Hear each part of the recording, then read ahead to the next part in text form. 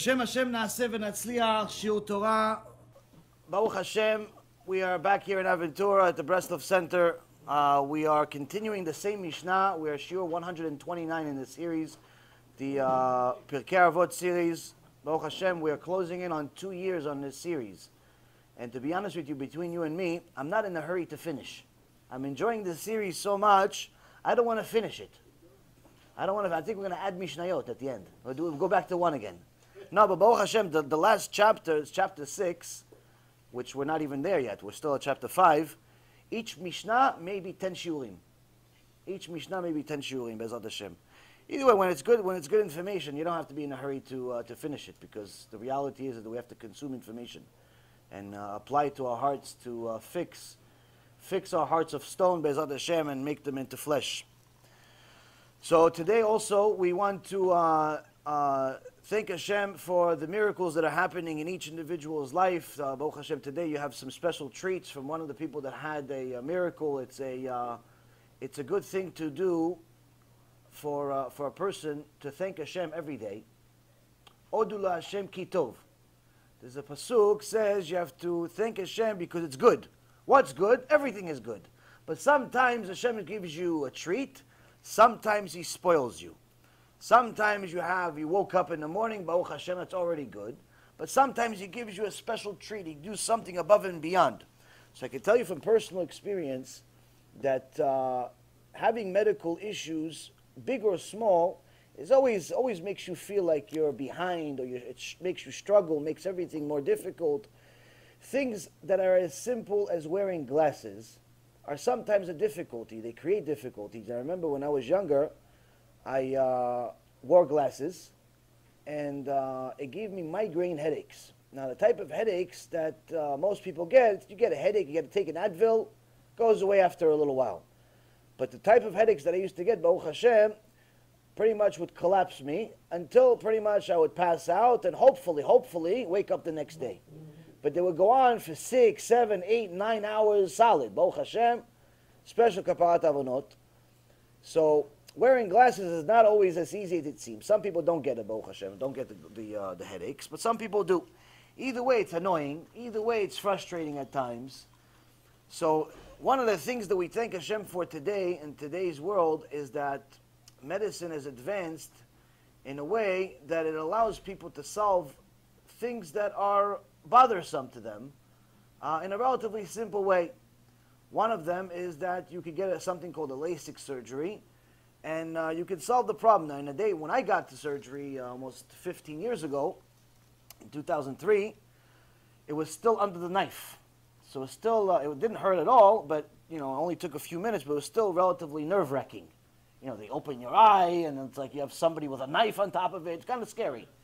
My brother, God bless him, who saw the whole thing, found it fascinating. I didn't exactly find it fascinating, but I found the next day fascinating. Why? Because I'm actually able to see without glasses. Today, it's even more advanced. The laser is even more advanced. And Baruch Hashem, one of the students, Baruch Hashem, got a LASIK surgery, going to the doctor's office with glasses, leave without, Baruch Hashem, perfect vision. And that, you may not think it's a miracle, but in reality, anyone that has struggled with glasses for even a day, anyone that even had a hair in their eye, a hair. One time in your life, you have a hair in your eye, and you realize how miserable it feels to not be able to see with one eye for 5 minutes. For 5 minutes, you realize how difficult it is for people sometimes when they wear glasses, they get headaches, or they forgot their glasses, or their glasses broke. It's a tough thing. I personally think that till this day, with the exception, obviously, of the Torah, the best money I ever spent was investing into fixing my eyes. That was the best investment I ever made. I remember I used to say this all the time in the business world. You tell me, what's the best investment you ever made? I said, fixing my eyes. It's like, yeah, what about stocks? I said, fixing my eyes. Such is the miracle that Hashem Yisbarach gives you, a painless surgery, Baruch Hashem, when it works.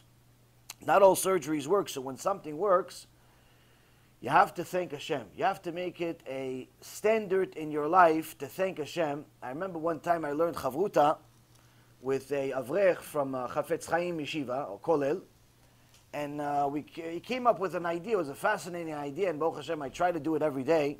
Sometimes I succeed, sometimes more than others. But to thank Hashem, everybody knows thank Hashem. But sometimes we forget. Now, if you had a flight tomorrow, you have to go to somewhere important, what would you do? What would you do? You give yourself a reminder, right? You put an alarm clock, you tell your wife, you tell your kid, you tell your neighbors, everything you possibly can just to make sure don't miss the flight. If you had an appointment to get a job or a new customer or something like that, you'd make sure that you don't miss the train. Pun intended. When something is important, you try to make an appointment. You try to make an appointment. So what I did, and mamash, it was a good idea, a very good idea, Rayon Tov, of this Avrech from Chafetz Chaim. He said, give yourself a reminder. So I said, that's a good idea. So every day at 12:30 in the afternoon, my phone goes off as an alarm, and you can see it on my phone. It says, time to thank Hashem. Time to thank Hashem. For what? If you think about all the things you have to thank Hashem, the world would finish, you wouldn't finish. You say, oh, I have nothing to thank Him for. Oh, that means you're an ungrateful person. That's all it means. But in reality, every person should take this rayon, this idea, and apply it to their life. It makes you happier. It's one of the secrets to happiness. And the reason why is because one of the reasons why people get miserable is because they look at all the bad things they have in their life. They look at the fact that their bank account is negative. They look at maybe they're not married, or they look at worse, they have a bad marriage. They look at maybe they don't have any kids, or chas v'shalom, they have kids, but they're not exactly the greatest kids.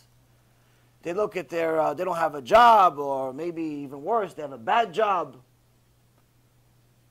All types of things. We look at all the things we don't have. It's very easy. It's very easy to look at a board full of white and tell you, okay, so what's on the board? There's a one black dot. And everybody says, oh, there's a black dot. No one's noticing all the white. The average human being is going to miss the whole white. Why? He's looking at the one missing thing. There's one thing there. There's one black dot. One ugly dot in the middle. That's what we notice. We don't notice all the good, all the white. Same thing with our life. We notice all the bad things because they take up all of our attention. And the reality is that that's what makes us miserable. That's what makes a person miserable, because all you can think about is the miserable things in his life. This is also why it's always a horrible idea, always, without an exception, to share your personal life, especially your marriage, with people. Always. It's never a good idea to share your marriage, your relationship with other people, because generally the things that you're going to share are bad things. Oh, he yelled at me last night. I can't believe it. That piece of boop, and that peanut boop, and all the things. You're going to tell him all that. You're not going to say that 3 days later, oh, he apologized, he brought me flowers. You're not going to say that one. That we forget. We say when he yelled at me, oh, he came home late. I can't believe it. What does he think? This is a bus stop? Maybe he wants me to make him food in the middle of the night. This guy, that's what you're going to tell. Woman calls her mom, says, yeah, you couldn't believe it. This husband of mine, what kind of husband it is. You're going to tell him all the bad things. Same thing with the husband. He calls his mom. He goes, Ima, I don't know. Is it a kapat avonot wife? Why? What happened? She didn't cook today. He doesn't tell his mom that she cooked breakfast, lunch, and dinner every day for the last month straight. He doesn't say that. He just says that one day she had a headache. She couldn't cook. He reminds that. That's what he mentions. That's the nature of a person. That's the Yitzhara that influences a person to think about the bad.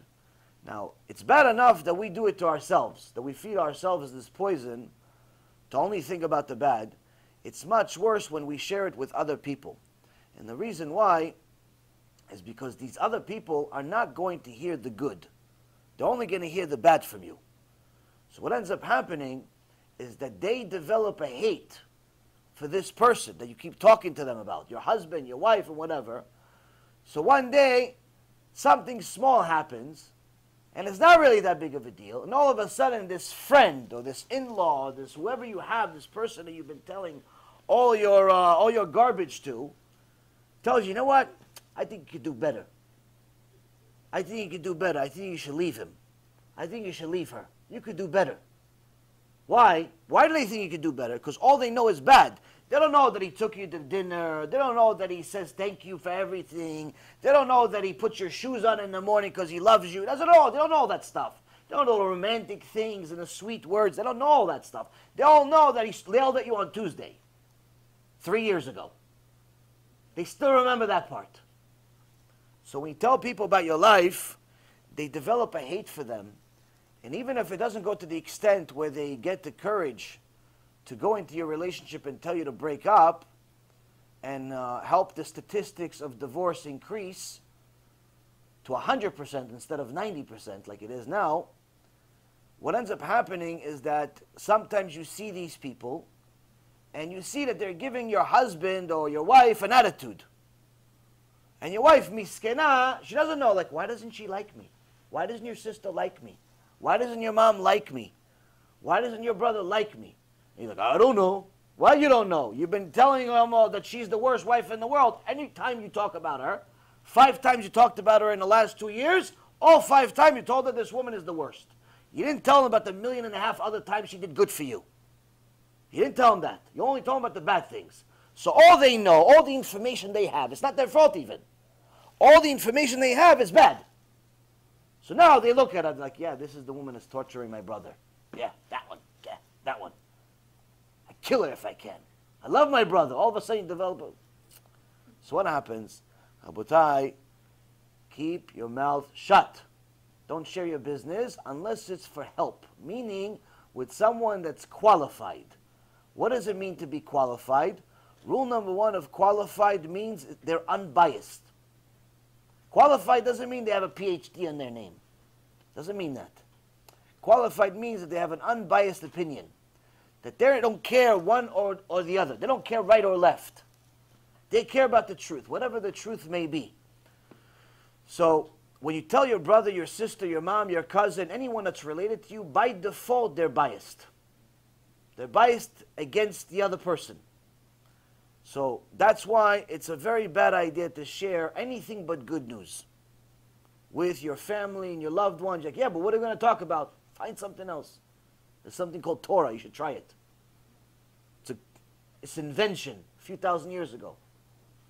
Find other things to talk about. Don't talk about your relationship. You're going to ruin it. You're going to ruin your relationship that way because eventually the person finds out that you told something about them to other people, even though it happened 2 years ago, and they get embarrassed. And then they never want to see your family again. And then they hate them back. And it becomes problem. It's already difficult as it is to have in-laws and so on. All these strangers come to your life. You feel like you married the girl. You didn't realize you married her family. You know, it's already difficult as it is. You start telling people bad things about the guy, you're creating problems for yourself. So this idea of learning how to be grateful should also help you with that. Because now you're going to be forced to actually think every day, what good is my life? What do I have that's any good? And you can't stop, you can't move on with your life until you find something. And you start realizing, wow, I have a wife, Baruch Hashem. Wow, I have a husband, Baruch Hashem. That already is good. Wow, you know how many people are begging to have a shidduch? One guy told me, he goes, yo, you know, there's so many women, there's so many men. How come nobody's getting married? I said they're doing it to themselves. We don't have a shidduch crisis. We have a midot crisis. People don't know how to behave. They don't know what they want or they want the wrong thing. People, Baruch Hashem, we have. People we have. But midot, not so much. That's where we learn mussar. You have to learn how to break down the things you want and identify the important stuff. Identify the things that you need and not just want. When you're looking at a shidduch, when you look at anything in life. But at the same token, if you start thanking Hashem for the things that you have, first and foremost, you'll realize that you have a lot more than you do. You realize, you start looking around your house like, wow, thank God I have this book. I learned so much from this book. What a good book I had. Oh, thank God I had this idea. What an idea I had. It changed everything. What was it? To change the tire. Good idea. Why? Imagine you didn't think about the idea of changing the tire, and next thing you know, It went out in the middle of the highway in the middle of the night on the way back from a shiur, and all of a sudden you're like, oh no, I'm not going to shiur anymore because in case I get a flat tire again. So you had the idea to change the tire, and so on and so forth. You started thanking Hashem for big, small, everything. Thank God for this food. Thank God for the food tasting good. Thank God for kids. You can thank Hashem literally for every single thing in your life. There's so many things to thank Him for. Sometimes you find yourself that you really just like, you could continue thanking Him for the rest of the day. The day is just going to continue, keep thanking Him. But don't ask for anything.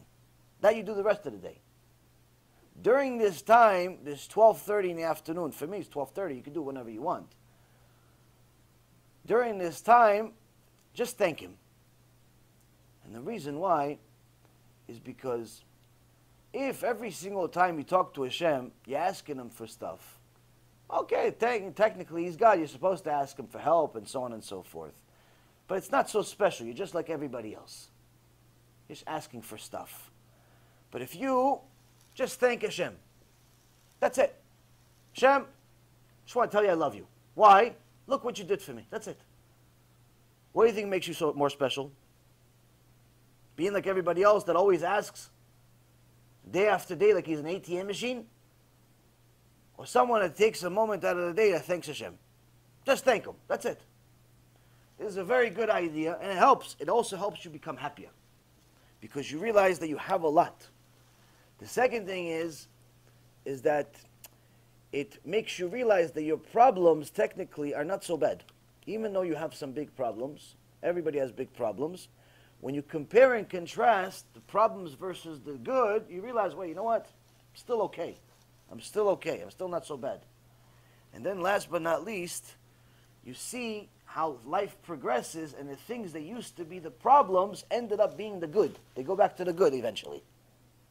Just like Hashem says, everything that He does is always for the good. So eventually that problem that you have today eventually switches sides. Why? Because you realize that at the end of that problem, it actually turned out good. Why? You had a flat tire, but the flat tire, you ended up meeting somebody. That somebody ended up helping you in something else. You guys became friends. He introduced you to a shidduch. He introduced you to a new rabbi. He introduced you to something else.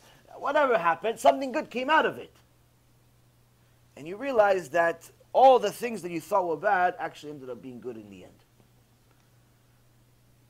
Which gives you even more of a reason to thank Hashem. So, in general, you should add it to your life to thank Hashem every day. It'll make you a much happier, more grateful person. It'll make your relationship with Hashem more real, more significant, more special. But also it'll improve your relationship with your people around you.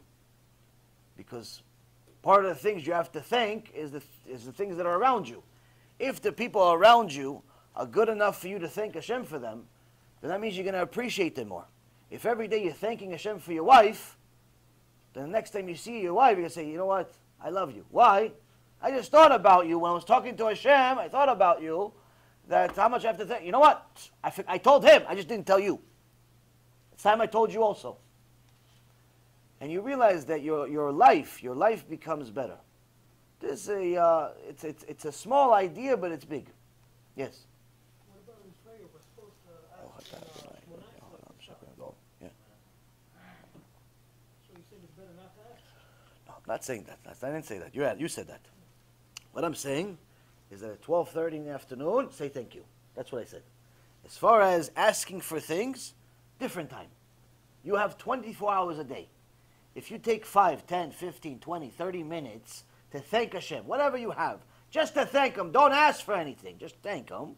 You still have, let's say you did it for a whole hour, you have so many good things in the world to thank Him for, you had a whole hour of thank you. Shtabach Shemo Lahad, such a fantastic life, that still leaves you with 23 hours to ask for stuff. Deal? When he doesn't answer, I know it's deal. So, this is a good eitzah. It's a good eitzah for us to improve our life. Part of the most important things that a person needs to do in his life is to be grateful. A person that's ungrateful is one of the people, there are a few people that the Torah says that Hashem hates those people. Now, a lot of people are going to tell you, no, Hashem loves everybody. It's not true.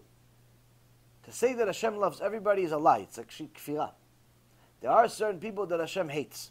Actually, in last week's parshah, Parashat Vayetchanan, he says that sonai, there's people that I hate them. If they hate me, I hate them. One of those people that Hashem hates is an ungrateful person. Why? That's a midah of Balaam. That's a midah of Balaam. Hashem hates Balaam. That's why he has no share of the wealth to come.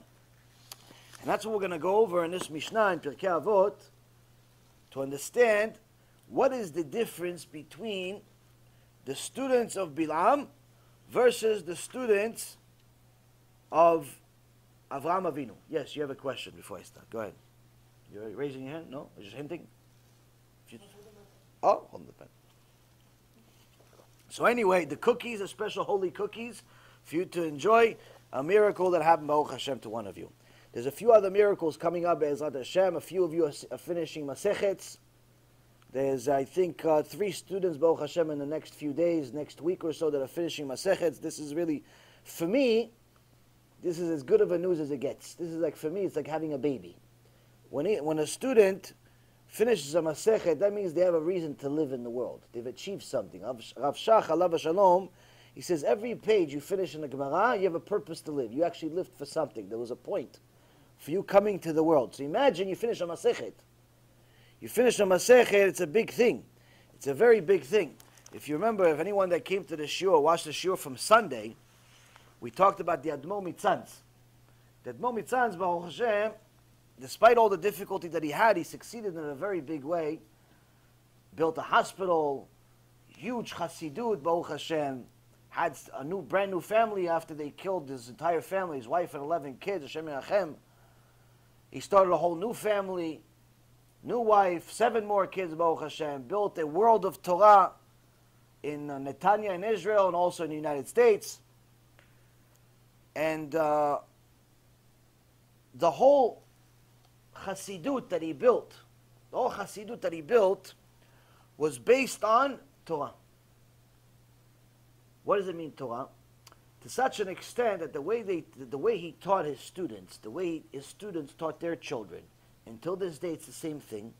The reason why this Chassidut has so much kedusha and success is because Torah wasn't just something they heard about, or they go over once a day, or once a week, or when it's convenient, or during the holidays. No. Torah was the foundation, is the foundation, to such an extent when the Talmidim wanted to make the Admo happy. Now, in Chassidut, the Admo is everything, obviously, other than God. Unlike the video that we published today, Baruch Hashem, where there's a Chassidut in the world that's a very big Chassidut that has made a mistake. Part of them have made a mistake where they've made the Admor God, unfortunately. B'ezrat Hashem, they'll do tshuva. Hopefully this video will help them.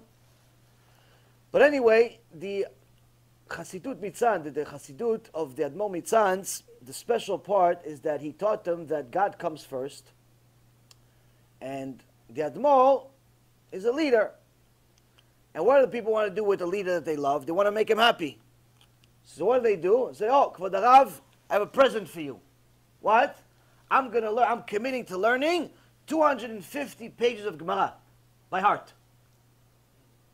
They would start dancing. They would start celebrating. They would start singing. Why? Little student, little 15, 18, 17-year-old, whatever it was, is saying to the Admor, Kvod Harav, I'm going to learn 250 pages of Gemara.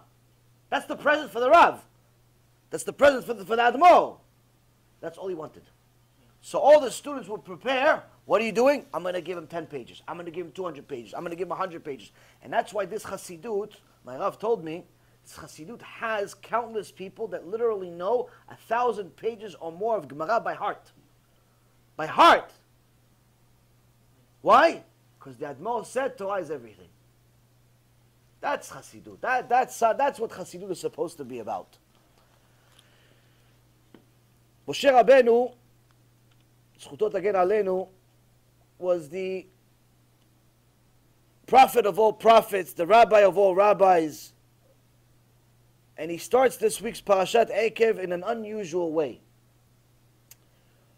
Parashat Eikev starts in a way that's different than most of the Torah, because if you haven't noticed, most of the Torah is rebuke. Most of the Torah, it's not even half of it. I used to say it's half of the Torah is rebuke. Half of the Torah is constructive criticism. Half of the Torah is mussar. That's not right. It's almost all of it. It's virtually all of it, actually.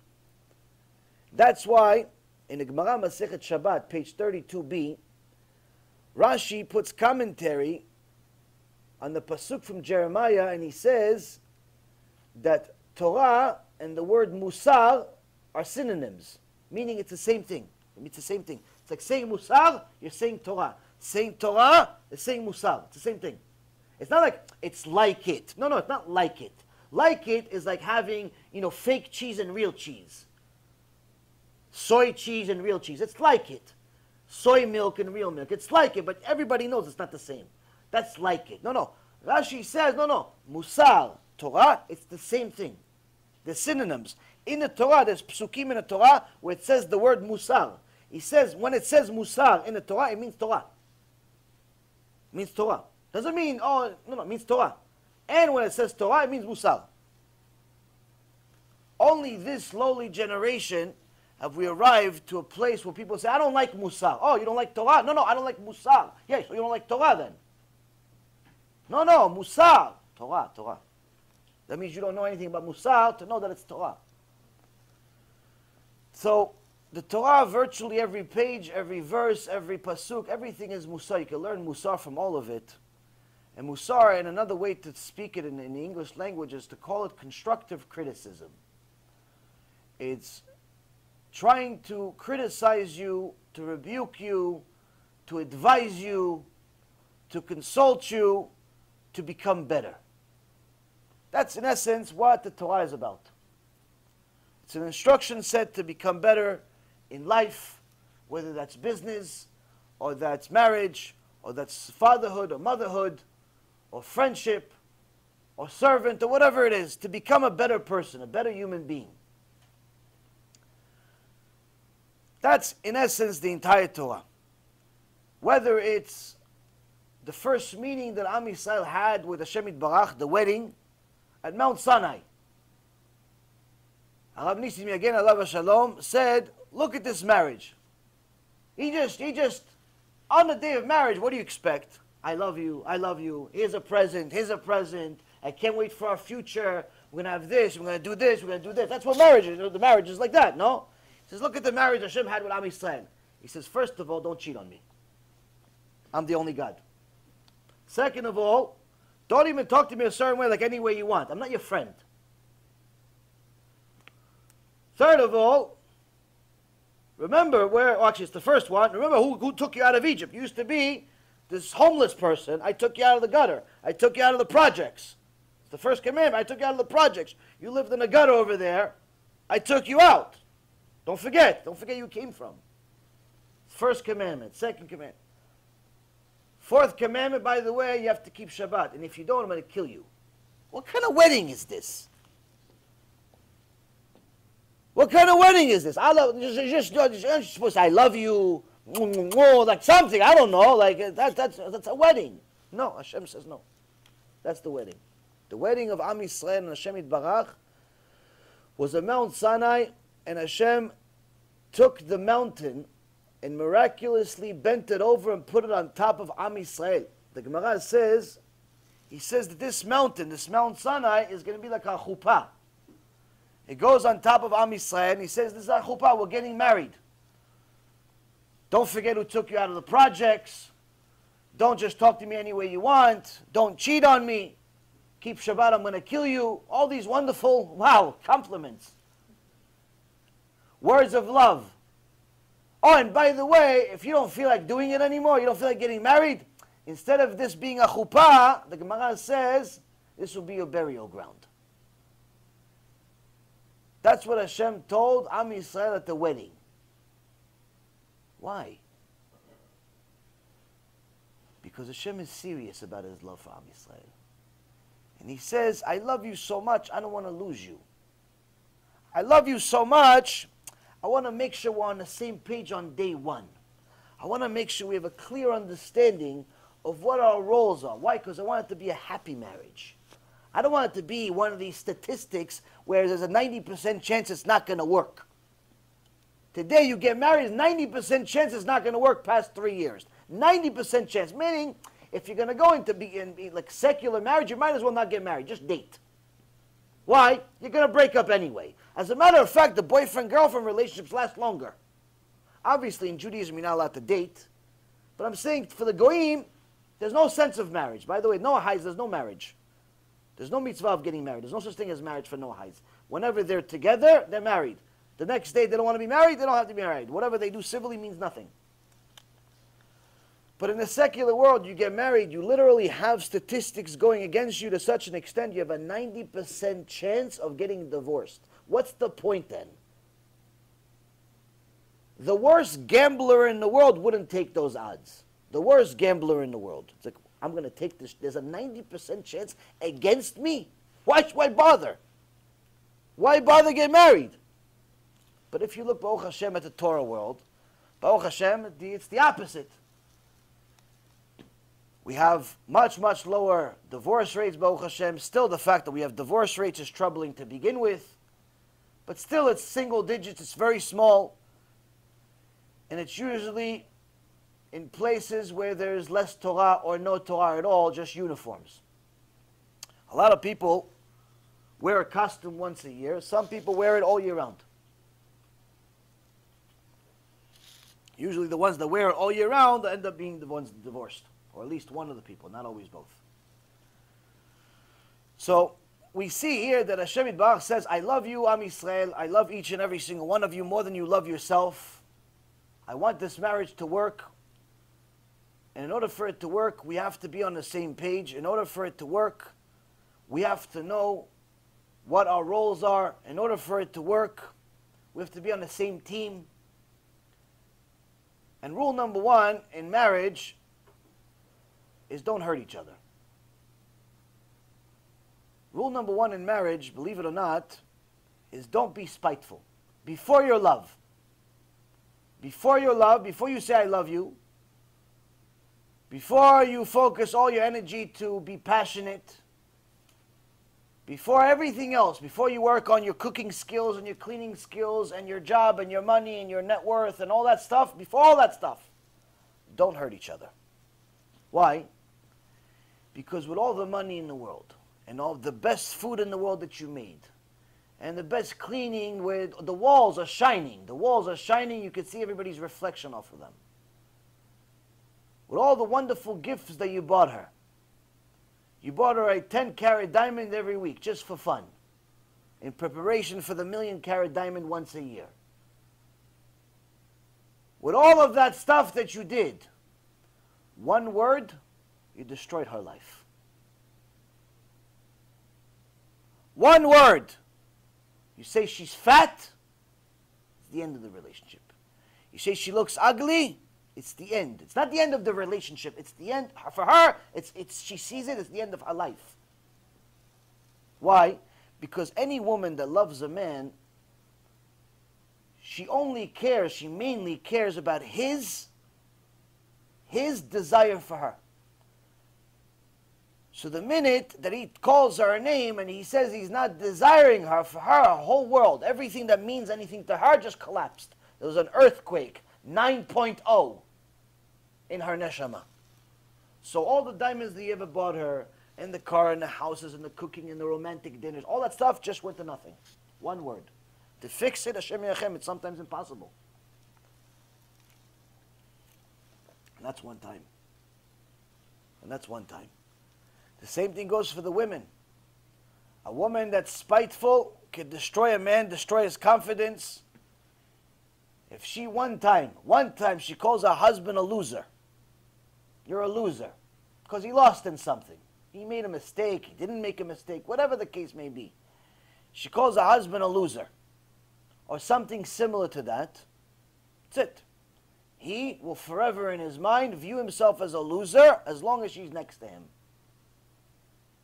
He will not be able to get out. In most cases, he will not be able to get out of his own shadow unless she's out of his life. And once she's out of his life, his rise to greatness is not going to be because he wants greatness. It's because he wants to take revenge against her. He wants to prove that she's wrong. And that's why you see a lot of times in the secular world when couples break up, you see that all of a sudden they change drastically. The woman loses a lot of weight. The guy becomes a millionaire. All of a sudden he's a motivational speaker. The guy was depressed on cocaine last week. All of a sudden he's a motivational speaker and he's telling the world how to recover everything. It wasn't the drugs, it was her. It wasn't the weight, it was him. Sometimes certain relationships are poisonous. And the reason why is because they don't know rule number one. Rule number one in relationships is don't be spiteful. Don't hurt each other. Spiteful means you're saying something dafka to hurt the person. Spiteful ze tina ulai. No, zigzul is not. Zigzul is disrespect. It's like taking revenge to some extent. Almost. It's similar. There's no perfect word for it. Usually most Hebrew words, most English words don't have a perfect word in Hebrew. Hebrew is much more advanced language. English, there's 5 words for every word. You could say this 5 words, they all mean the same thing. In Hebrew, there's no such thing as synonyms. Synonyms means that there's 2 words that mean the same thing. In Hebrew, there's no such thing. There's no such thing. There's things that mean something similar, but there's a reason why it's different. It means something else also. Okay. אבל מדוע, יש לזה סיבה למה זה אומר מדוע ולמה זה אומר למה. המשמעות של מדוע היא שונה מלמה. יש לזה עוד משמעות. Yes, the root of the word. The words themselves have a significance, each word. So the point is, Rabotai, it's important to know, rule number 1, don't hurt each other. Even though sometimes she makes you so upset, and even though sometimes he makes you so upset that you want to throw him out of a window, and even though sometimes you're so upset that you want to get a divorce, and even though you really want to let her know how you feel and all that good stuff, don't. Don't. Why? Because you can't take it back. Even if you say, I'm sorry, till next year. You can't take it back. This is important to know. I heard this story once from my mom. How come you never can make tshuva on something you said? You do to Hashem so many things, you can make tshuva with Hashem. People did so many horrible things, Hashem forgive. And a girl or your wife, you tell her you like some stupid stuff and then you can never fix it. Like, so I explained to you. My mom, God bless her,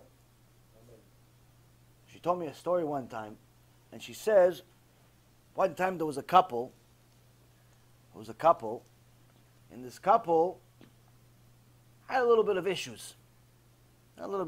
Once in a while, the husband says this, once in a while, he says that, and they saw this is not going in the right way. What are we going to do? So they made a deal. The wife said, you know what, every time you curse me, every time you insult me, every time you do something, I'm just going to take a nail, I'm going to put it on your tree. He has a tree. The husband has the tree outside. He had a beautiful tree. And he loved this tree. He said, every time you curse me, every time you yell at me, every time you disrespect me, I'm going to take a nail, I'm going to put it in your tree. He says, okay, that's good. That's a good encouragement for me not to curse you, not to yell at you, and so on. He says, and every time you give me a compliment, I take off the nail. And that went on. The husband, misken, he didn't pay attention. He didn't realize that he's talking like a truck driver every other day, and he's ripping his wife's neshama into 30 pieces every day. He's making shakshuka out of her neshama. He didn't pay attention. A year later, he sees his tree full of nails. He looks at the tree, he starts crying, Yishtabach Shemo, what'd you do to my tree? He goes, I didn't do it, you did it. And he realized, wow, this really, all this time I cursed you, all this time I yelled at you? He says, yes, look, I wrote the notes. This nail is when you called me tut. This nail when you called me tut. She wrote it down. Cheshbon. The women know exactly every time you sinned. You sinned 37 years ago at 8 o'clock in the morning. She knows. She wrote it down. She knows. A woman never forgets stuff like this. You should know this. Now, the husband feels bad. Why? He sees 30,000 nails on his favorite tree. He feels bad, not just for the tree now. He feels bad for his wife. So he starts doing tshuva, chatanu avinu pashanu, every day. Kapara alech, I love you, how are you? All of us, oh, this is so delicious, even though you just spit it out, it's disgusting. But he loves the food all of a sudden. Why? Because he feels bad. What happened last year, 30,000 nails, he says, I have to do tshuva. And he starts doing tshuva. At the end of the year, they go outside, they look at the tree, and he sees there's no nails in the tree. But the problem is, there's holes everywhere. He says, look what you did to the tree. She goes, I didn't do the tree. I didn't do the holes. You did the holes. No, I give you compliments in the last year. She goes, you're right. You gave me compliments when I took out the nails. He goes, yeah, but there's holes. She goes, yeah, but the damage is still there. There's still a damage. Okay, so you took it back, but there's still damage. There's still a hole in the tree. You can't just say, I'm sorry. What are we, 3 years old? I'm sorry I took your toy. Here it is back. You can't just break somebody's heart and say, I'm sorry. So what does the Torah teach us? If you don't have something good to say, don't say anything at all. Parashat Ekev, Moshe Rabbeinu starts in an unusual way, and he tells us something very interesting. He says, והיה עקב תשמעון את המשפטים האלה, ושמרתם ועשיתם אותם, ושמר אדוני אלוהיך, לך את הברית ואת החסד, אשר נשבע לאבותיך. Ekev, by the way, means reward, the reward. And it comes from the root of akev. Akev means heal. Meaning that after you do all these good things, you'll get a reward. So the parasha starts off with this verse in Deuteronomy chapter 7, verse 12. He says, this shall be the reward when you hearken to these ordinances and you observe and perform them. Meaning you fulfill the Torah. Not just read it, not just know it, but actually perform it. Hashem your God will safeguard for you the covenant and the kindness that he swore to your forefathers. He will love you, bless you, and multiply you. He will bless the fruit of your womb, meaning you'll have children, and the fruit of your land, meaning you'll have money. You'll have parnasah, your grain, your wine, your oil, and it goes on and on and on for a whole paragraph full of blessings and wonderful things. Anything that's any good in this world, Hashem says, I'll give it to you. You want kids? I'll give you kids. You want marriage? I'll give you marriage. You want health? I'll give you health. You want to go against your enemies? Sometimes revenge is sweet. I'll take revenge against your enemies. I'll give the disease that was supposed to go for you when you were sinning, I'll give them the disease. Mamash, it says it. It says it.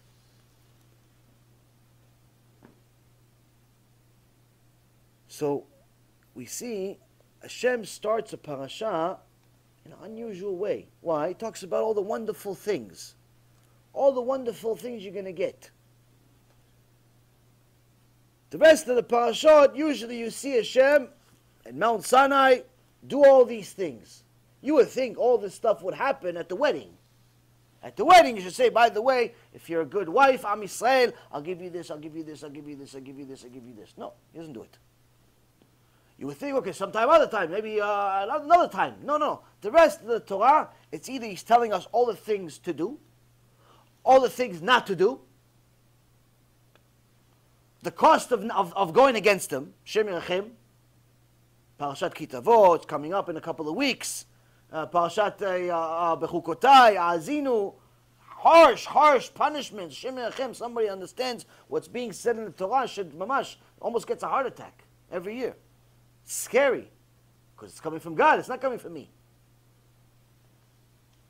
So, the rest of the Torah, it's Hashem telling us what to do, or telling us what happens if we don't do it, or telling us about all the struggles that our forefathers had. But here, it's unusual. It's one of the few places, not the only place, one of the few places that the Torah starts the parasha with reward, and such wonderful reward. But there's one critical thing. The word for reward is ekev. Ekev, as I just said, comes from the root of the word akev. Akev means heal.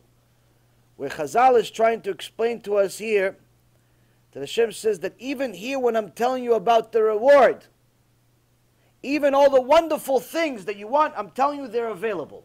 You want marriage, I give you marriage. You want kids, I give you kids. You want anything you want, I can give it to you. Liya kesef v'liya zahav ne'um Hashem tzavot. Mine is the money. Mine is the gold, Hashem says. Everything is mine. You want it, I give it to you. Anything you want, I give it to you. There's nothing that's beyond me. Nothing. Yeah, but I'm short, I'm tall, I'm ugly, I'm pretty. It doesn't make a difference. Anything is available. You may be limited, but your Creator isn't. And I'm telling you here, you can get anything you want. He's not saying only if you're from this family, you're going to get this specific list. But if you're from a different family, this is not for you. I'll make you a different one. No. This list of good stuff is available for all. This reward, available for everyone. But the secret is the first word, ekev. Ekev means after. After you do what I tell you. After you do what I tell you. After you fulfill the original deal we had on Mount Sinai. So even in the time that we actually learn about the reward, we're learning, yes, this reward is conditional. Not like some people think, where I could pray to Hashem all until my eyes bleed and cry, but never do any mitzvot. Some people say, oh, how come Hashem didn't give me a zivug? Do you keep Shabbat? Do you keep Talat Mishpacha? Do you keep anything? Keep anything? Oh, and whatever I can. Okay, so Hashem says, you do whatever you can. He does whatever he wants. You're not fulfilling your deal. He's not going to fulfill his deal. Don't ask Hashem for things if you're not doing anything. Why? Because you're going against him every time. So now a lot of people are confused about their relationship with Hashem. No different than how Balaam was. Balaam, a Rasha, is named Balaam a Rasha, one of the few people in the Torah, it's called Rasha. But in the eyes of Balaam, he was a Tzadik. As the Gemara in Masechet Shabbat says, En Adam roeh chova be'atzmo. A person does not see the flaws in himself. Balaam a Rasha, in Parashat Balak, he says, wow, it's so wonderful, this Am Yisrael. Look at them in their tents. May I have the end of their forefathers.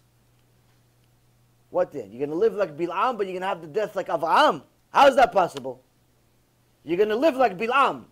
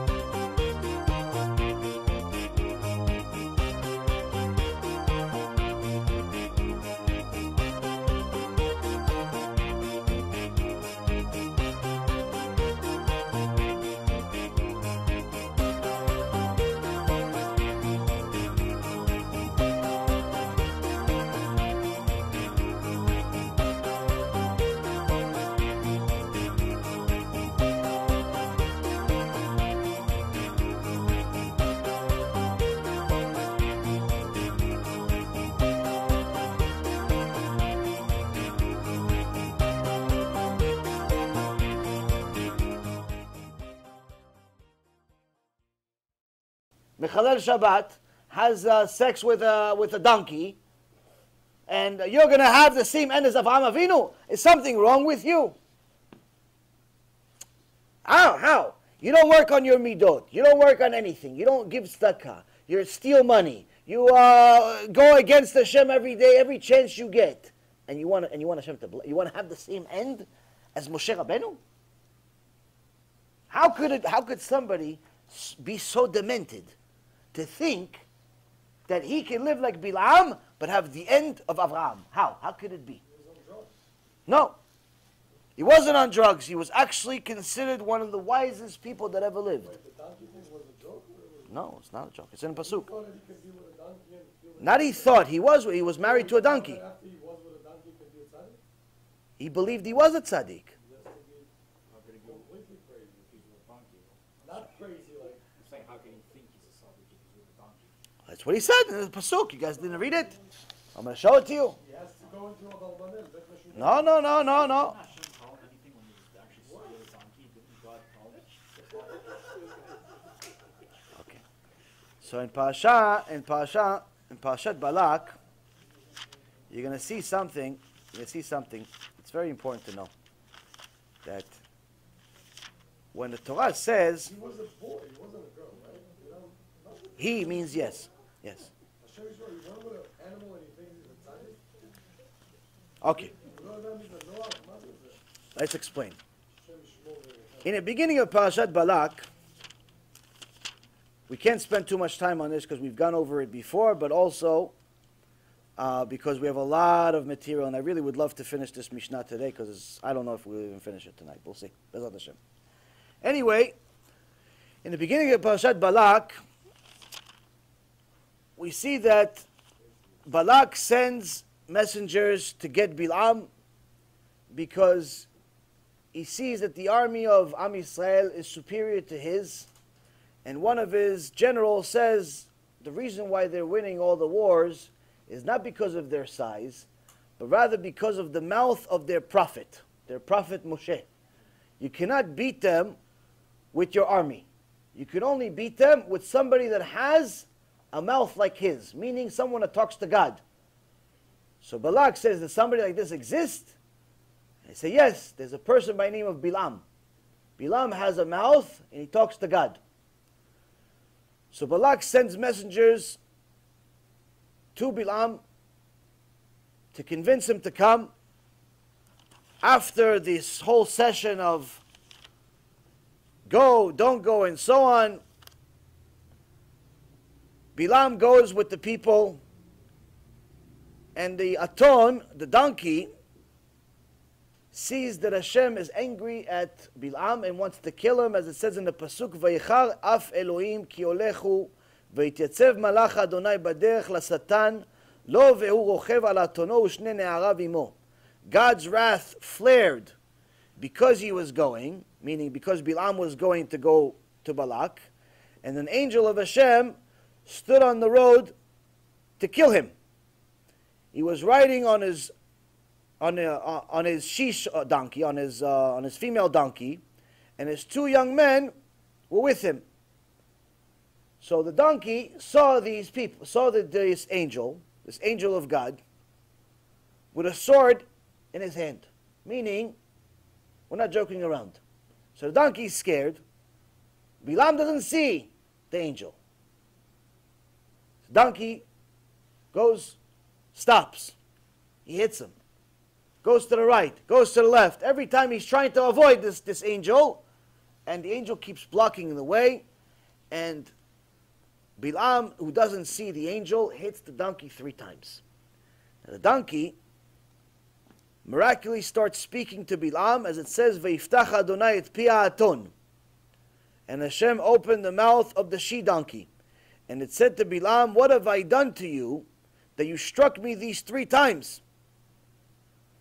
So Balaam doesn't find this unusual, that the donkey is actually talking, because he saw him and the donkey as the same thing. Why? As we talked about last week, Balaam said to the donkey, because you mocked me. If only there was a sword in my hand, I would now have killed you. So the donkey responds and says, the donkey says to Balaam, am I not your she-donkey that you have ridden upon me all your life until this day? And Chazal says, when it says, Alo anochi atonecha asher achavta alai meodecha ad hayom hazeh, when it says, have I not been your donkey your whole life? And that if I've been your donkey your whole life, then that already means I've been your donkey. But it says, not only I was your donkey, but you also rode me the whole time. What does that mean? I was your wife. I was your wife. So here Chazal explained to us that he literally was married to the donkey. Now later on, as disgusting as it is, this is in the Torah. Torah is trying to tell us something. Torah is trying to tell us something. So now the Balaam says later on, after he tries to curse Am Yisrael and does not succeed. He looks at the camp of Am Yisrael. He sees that all of the tents are facing the opposite of each other to show there's modesty. No one can look into each other's house. So he sees and he admires the modesty of Am Yisrael. And he says, Mi mana afar Yaakov mispar et rov Yisrael tamot nafshi mot yesharim uti achariti kamo. He says, who has counted the dust of Yaakov or numbered the quarter of Israel? May my soul die the death of the upright, and may my end be like his. So he's given a word of compliment to Yaakov, meaning to the camp of Israel. He says, may my soul die like this Yaakov, the original Yaakov. Which Yaakov? Not them. Yaakov Avinu. The upright, the Yesharim, the Torah says, is Abraham, Yitzhak, and Yaakov. May I die like them, and may my end be like theirs. What does it mean, may my end be like theirs? May my end be like theirs, that may I have Olam Haba.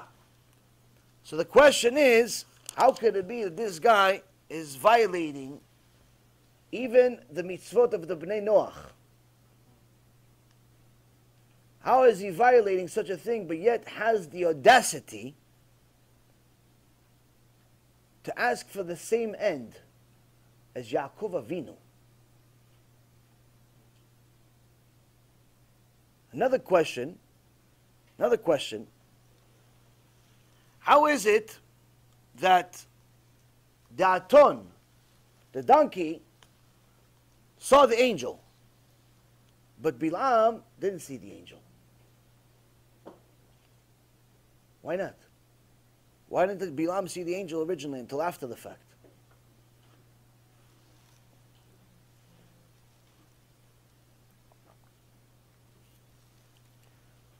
The simple part of the answer, Rabotai, is the same thing as we mentioned in the Gemara.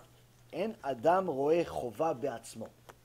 A person does not see the obligation in himself. He sees everybody else's mistakes, but for himself, he only sees the good things. You tell somebody, listen, really, you have to work on your midot. Yeah, but you know what kind of chesed I do? But you know what kind of this I do? You know how much tzedakah I gave? You know I learned yesterday? He mentions all the good things that he does. I'm not asking you about it. I'm not saying you're not doing good things. I'm just saying you should work on such and such. Yeah, but you know how I do this, and you know how I do this, you know how I do this. I'm not saying you're not doing it. I'm just telling you should work on this 1, 2, 3 things. These few things. No, but you know how I do this. This is a typical person. Why? Because the person does not want to address the negativity in himself. Because addressing the negativity hurts. It bothers him.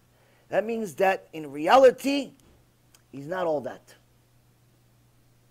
In reality, she's not as much of a tzaddikah as she thought she was. Yeah, but you know how much I read Tehillim every day? Yes, you read Tehillim, but you tell everybody you read Tehillim. Yes, you invite guests, but it's only because you want to show them how good of a cook you are. Yes, you do a few good things, but you don't stop saying Lashon Hara. I'm not saying you don't do good. You do good things. But I'm just saying stop the bad, too. Like people think that they can do bad because they do enough good to fix it. And that is one of the first differences between the students of Balaam and the students of Abraham. The Mishnah here in Avot tells us that there's 3 midot that the students of Abraham have, and that is they have a good eye, a humble spirit, an undemanding soul, whereas the Talmidim of Balaam HaRasha have an evil eye, an arrogant spirit, a greedy soul, horrible people.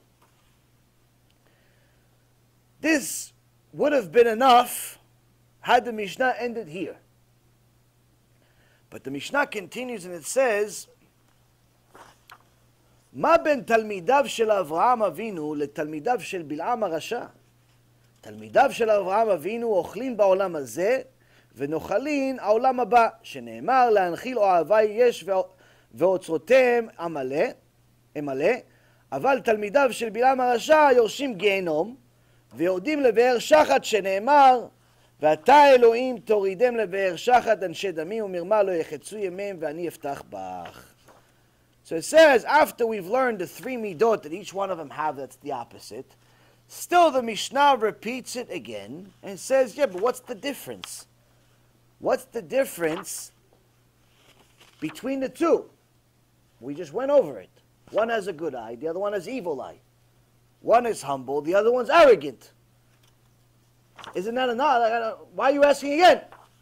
He gives more details. It says, how are the disciples of Avraham Avinu different from the disciples of Balaam? Now, we're not talking about Avraham or Balaam, we're talking about the disciples. The disciples of Avraham enjoy the fruits of their deeds in this world and inherit Olam Haba, the world to come. As it says in Proverbs, to those who love me, to inherit an everlasting possession, which means the world to come, and I will fill their storehouses, which means the reward in this world. But the disciples of Balaam HaRasha, they inherit Genom, and they descend into the well of destruction, as it says in the Pasuk in Tehillim, and you, O God, shall lower them into the well of destruction. Men of bloodshed and deceit shall not live out half their days, but as for me, I will trust in you. So first and foremost, we see something very unusual. The Mishnah gives us details of the differences, the clear differences between the two, where they literally have the opposite midot. Good eye, evil eye, humble, arrogant, undemanding soul, a person that's greedy. But yet it says, what's the difference? What's the difference? What's the secret here, Rabotai? The secret here that the Mishnah is trying to teach us is that there are many disciples of Balaam that look exactly like the disciples of Avraham. Again, there are many disciples of Balaam, Reshaim, but if you look at them from the outside, wow, Avraham, Yitzchak, Yaakov, Moshe, Aaron, Rasha. Why? It's not the same one. It's not Aaron Tzadik. It's not Aaron HaKohen. He looks like him, though. He looks like him. Meaning that the Mishnah here is telling us looks can be deceiving. Balaam was 100% convinced he was a tzaddik. We saw it from the Psukim. He saw nothing wrong with his actions. He saw nothing wrong with the fact that he's going to curse Hashem's firstborn child, Am Yisrael. He saw nothing wrong with the fact that he was married to a donkey. He saw nothing wrong with the fact that he was considered a Rasha in every way, shape, or form. That he was the most materialistic person that ever lived. He saw nothing wrong with it. In fact, he saw the opposite. He said, me, I'm a tzaddik. I'm a prophet. I talk to God. Look at the power my mouth has. I talk to God. So Hashem says, you think because you talk to me, that makes you a tzaddik? Even your donkey is going to talk to me. That doesn't make the donkey a tzaddik. The donkey is going to talk to me. Does it make it a tzaddik? No. Hashem showed us that just because somebody was gifted certain things doesn't mean anything. Hashem can give those same things to anyone. He gave the present of prophecy to Balaam to use it for good. He used it for bad, so he showed him, don't think that the gift that I gave you automatically makes you good. Because I gave the same gift to your donkey. Even a donkey can talk to me. Sometimes a person thinks that just because he looks a certain way, or his father's a rabbi, or his uncle's a rabbi, or his great-great-great-great-grandfather is the Rambam or something like that. By the way, you should know, anyone that's Jewish from birth is related to some big rabbi. Why? Because we're all related originally to one of the Shvatim, one of the 12 tribes. It could be Yehuda, it could be Benjamin, Yosef, it could be one. All of us are related to someone huge. So don't make it a big deal. Oh no, my grandfather, he wrote a book. Okay, a lot of people. My grandfather also wrote a book. my great-grandfather also, he went to Mount Sinai. Like, does that make me anything? No. Doesn't make it. A person will live or die with his own actions. So Balaam, unfortunately, for him, did not take this to heart, and he thought that because Hashem gave him this gift, he could do whatever he wants. He could do whatever he wants to such an extent that he could go after every desire that he had, because sometimes Hashem gives people chokhmah, He gives them wisdom. So they go, oh yeah, I don't have to study as much as you. I only have to study a half hour a day. You have to study 3, 4, 5, 6, 7 hours. Why? Because I remember every day. I have photographic memory.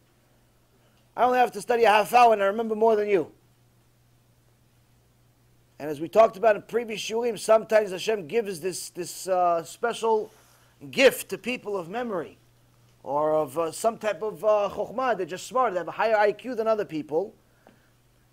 But if those people don't use that special gift the right way, Hashem will take it away. They may continue having that great memory, but if they don't develop good studying skills, then what ends up happening is that all they do is spend their time showing off to people that they can remember a phone book. There was one guy, I remember in a lecture by Rav Mizrahi, he told a story about him. He met him one time. There was a guy that was gifted this photographic memory that literally you can remember like things like better than a computer. And the guy remembered an entire phone book. All the numbers, all the addresses, all the phone numbers of every single person, an entire phone book. Now that's cool when you're 15 years old and you're in public school and you want to impress the girls or something. But when you're 50 years old, 60 years old, you're already 50% of the way, if not more, on your way out of this world, and you have nothing to show for it. What are you going to go up to Hashem and say, yeah, Hashem, I remember the phone book. By the way, Hashem, can you get me to Gan Eden? Why? I remember the phone book. Hashem says, I gave you a memory so you can remember the entire Torah. You remember a phone book. I gave you a gift, and not only you didn't use the gift, you used it against me. I gave you money, and you went gambling with it. I gave you money, and you went and you bought drugs with it. I gave you a wife, and what did you do? You cheated on her. Why? It wasn't enough for you one wife. You wanted a second one too. I gave you kids, and you didn't take them to yeshiva. You took them to public school. Why? Oh, yeshiva is too expensive. I gave you all these gifts, and what did you do? Used it against me. So, Hashem gives all of us gifts. For that, we're supposed to say thank you. But saying thank you in words is only 10% of the battle. The other 90% is saying thank you in actions, doing something about it. That's why we have, for example, Sudat Odaya. Sudat Odaya is an action. You did something to publicize the thank you to Hashem, to sanctify Hashem's name. Why? Because you're showing people that Hashem does deliver. We don't have to be a Mount Sinai for Him to perform miracles. This is an opportunity to sanctify Hashem's name, because there's always somebody there that's having a tough time, that's just about to lose hope. Just about to lose hope because it's hard for him, it's tough, it's this, it's that. So if he hears about your tshuva story, that you found a CD at the Kotel, you watched a lecture online, you came to a lecture, you met this guy, you did this, and your whole life changed after that, your story can help him get hope again. Why? Because you made it look realistic. You went through the same trouble as he did. That's the whole point of me telling you guys my personal story. It's not because I like my personal story. For me, it's suffering. And I don't even tell you half the story. What you guys know, the public knows about the story is maybe 2, 3, 4% of it. There's a lot more details that I don't share because there's no point. You already know enough. The key is to understand the point of the personal story is to give you hope. You have money problems, we had bigger. You had health problems, it went through that. You had marriage problems, you had through that. You had everything. Baruch Hashem, Hashem gave us a nice package. But for what? For us to tell people, oh yeah, I made it out? No. No, that's to tell you I made it out. To tell you you can make it out. whatever the problem you have. But you have to follow the same pattern. Meaning, do tshuva. Now, Talmidim of Avraham, as you can see here, it says something very interesting. It says they're different not only in their midot, where they're humble and they're much more connected to Hashem Yitbarach, they look at everything in a positive way, and so on and so forth. It says something interesting. It says that the disciples of Avraham Avinu enjoy their fruits of their deeds in this world, and they inherit Olam Haba. Usually we hear the stories, yeah, he's a tzaddik, misken, he's a tzaddik, misken. Poor guy, he's a tzaddik. Poor guy, he's a misken. Why? He's a tzaddik, you know, he's homeless, he's a tzaddik. Like, we have a demented mindset. We think that anyone that is a tzaddik has to, like, have a miserable life. Oh, he's poor, he's a this, he's a that. Here we're seeing the disciples of Avraham, opposite. The disciples of Avraham enjoy this world and have Olam Haba. Whereas the disciples of Balaam, they don't even enjoy this world. They go straight to Gehinnom. Meaning, they don't even have joy from this world. So how could it be? You see the guy driving his Ferrari on Shabbat. You see the guy driving his Ferrari on Shabbat. Looks like he's enjoying himself. Looks like the guy just put $250,000 on black and it's not nothing for him. You know, it looks like he's enjoying himself. Like, what's the, I don't understand. How is he a disciple of Balaam and he's not enjoying this world? I see him, he's spending all the money in the world. He has all the money in the world. He has this, he has that. It looks like he's happy. That is one of the most important things to know. First and foremost, as we said in the beginning, looks can be very, very deceiving, and in fact, most of the time they are. Not a day goes by and we don't hear another horrible story about someone that looked happy. It seems like in the last few years, almost every month, if not more often, somebody that looked really, really happy based on their material possessions and how they looked on the internet in their pictures and the movies they came out with and the money that the media said they made, these really, really happy people jumped off a bridge. Meaning they did the saddest thing you can possibly do. They gave up. To such an extent, they killed themselves. Now, it doesn't match. You have what it seems like in this parshah. You have the akiv. You have the reward. Moshe Rabbeinu says, wait a minute, I'll give you a kid. I'll give you this. I'll give you this. Hashem is going to give you all these things. It looks like these celebrities had all of it. Look at Robin Williams. He had no less than $100 million. He had a wife. He had kids. He had a successful career, whatever he by his definition, successful. You had the akiv. You had the reward. Why are you killing yourself? Why are you hanging yourself with a belt? Hashem Yirachem. I mean, you have to be really, really like hate yourself to get to such a level. Why is this Anthony Bourdain, the guy, he had a TV show famous around the world. Every day he can eat whatever he wants, do whatever he wants, buy whatever he wants. And why are you killing yourself? Why are you killing yourself? The other fashionista, the other fashion designer, whatever she was world famous. Everyone knew her. She had an opinion that everybody liked and so on and so forth. Very controversial, very this, very that. Why are you killing yourself? Why are you killing yourself? Some fashion designer, a woman, fashion designer.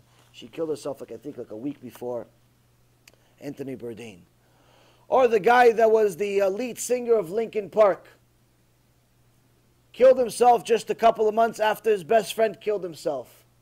He had, I think, 6 kids. Like, you had the akiv, you had the money, you had the kids, you had the akiv. Why are you killing yourself? I mean, listen, going through a tough time, fine. Crying a little bit, fine. Smashing your head against the wall in the wall a few times, fine, no problem. Struggling, no problem. Why are you killing yourself? Like, killing yourself, that's the end. It doesn't get more desperate than that. Now everybody says, no, it's depression, it's chemical based, they had a misbalance. Everybody's a scientist now. Everybody's a scientist. No, that a chemical imbalance, depression is a chemical imbalance, and they were taking this pill, and they were not taking the pill. Why'd you get to that point? Why'd you get to that point? What happened? Why did you had the reward, you had the money, you had the wife, you had the kid, you had the husband, you had everything. Why did you get to the point where you're for fun you're putting a few lines of cocaine just for breakfast with a little cereal on it? What happened? Why did you get to that point? What happened? What happened, Rabotai, is that they all looked at the reward, but not their obligation. People want the reward, and they think that the reward is purely material, and the obligation, that's for other people.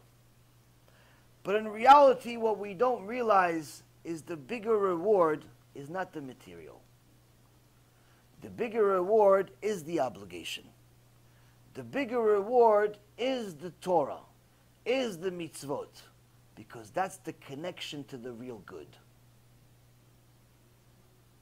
The money, the kids, the wife, the husband, the job, all that other stuff, some people get it, some people don't. But Moshe Rabbeinu tells us, you're going to get a reward. So what does it mean? If you don't have any kids, you don't have any reward? No, you have a reward. What does it mean? If you don't have any money, you don't have a reward? You have. The real reward is beyond the material. But since most people are not going to buy into it, he says you're going to get that too. The real reward is connection to Hashem Yitbarach. When you wake up in the morning, you say, Modeh ani lefanecha, melech chai v'kayam. Thank you, Hashem, thank you for bringing back my soul. Why? I'm happy with my life. You have problems though. You can't even afford a bankruptcy lawyer. You don't have any money. You don't have any this. Even the bankruptcy court doesn't want to talk to you. Thank you, Hashem, for the problems. Thank you, I love you. Thank you. Why? Because you're connected to the source of all good. That's the real reward. The real reward is being connected to Hashem. The material, that's for some people. That's going to hold you over until you realize what the real good is. Balaam HaRasha did not realize this. With all of his gdulah, with all the things that Hashem gave him, he thought, oh, I have the reward. So that means if I have the reward, I have the money, I have a house full of money, I have this, that means that I'm going to be like Yaakov Avinu. That's why he didn't see anything wrong with himself. Because he saw I have the reward. He has the money, he has the fame, he has the fortune, he has everything. So figure, oh, I'm just like Yaakov, I have the reward. He goes, no, that's not the reward. The reward is being connected to Hashem. How you connect to Hashem, real connect to Hashem? By doing Retzono, by doing His will. And that's why, Rabotai, it says there's a very, very big difference between the Talmidim of Avraham and the Talmidim of Balaam. The Talmidim of Avraham, they benefit both in this world and the next. The reason why they benefit in this world and the next is because they're connected to Hashem at all times. They also have problems. They also go through bankruptcy. They also have issues with money. They also have issues with work. They also have issues sometimes with marriage, and sometimes with kids, and sometimes with family, and sometimes with this, and sometimes with that. They also have problems. But they have a Sefer Torah that they're glued to. They're glued to the Sefer Torah, and they say, I know where the problems are coming from. I know where it's coming from. Abba is giving me the problem, so that's good then. At least it's coming from Abba. At least it's not coming from some guy. It's coming from Abba. Baruch Hashem. Thank you, Hashem. Why? Because I know if it's coming from you, at the end it's going to be good. If it's coming from you, if it's coming from Hashem, at the end it's going to be good. If it's coming from a person, it's probably going to be bad. 90% chance it's going to be bad, like divorce rate. If it's coming from a person, it's most likely going to be bad. That's why the Tehillim, David HaMelech says, Aru ha'adam botech beish. Cursed is a man that relies on another person. Why? You think that the money he just invested with you, he just gave you, you're depending on it? Oh, you're cursed already. You're cursed already. Why? Because you think that this is going to be the good. You think this is the reward. You replace the reward of Hashem with this guy. A person that goes through problems but has the Torah, has the instruction set, already enjoys this world because he knows there's a reason for everything. Even if he doesn't understand it, even if she doesn't understand, why is Hashem doing this to me? It's making me sad. It's making me sad. Why does Hashem want me sad? Why does Hashem want me sad? Hashem broke my heart today. Why? Why is He doing this? Oh, maybe He wants you to cry. Because when you cry, you pray better. Maybe the only way you're going to get what He wants to give you is if you cry for it. And you have a heart of stone. You don't want to cry. So Hashem's forcing you to cry. Because He really wants to give it to you. Why? Because remember Mount Sinai, what did He say to you? I love you. Hashem said, what did Hashem say to you? He said, I love you, but there's rules. And I want to give you everything. I want to give you everything. There are rules. I can't just give it to you. There are rules. So sometimes you have to cry for the man. Sometimes you have to cry for it. You don't want to cry. You want a tough guy. I don't want to cry. Okay, so I'm going to make you cry. Make you cry. Why? Because that is the system. I want you to cry. Because I want your tears to open the heavens and Shamayim. To just give it to you like it's free lunch is not a reward. The Gemara says that one time Rabbi Eliezer ben Horkinos was sick towards the end of his life. The Talmidim came to visit him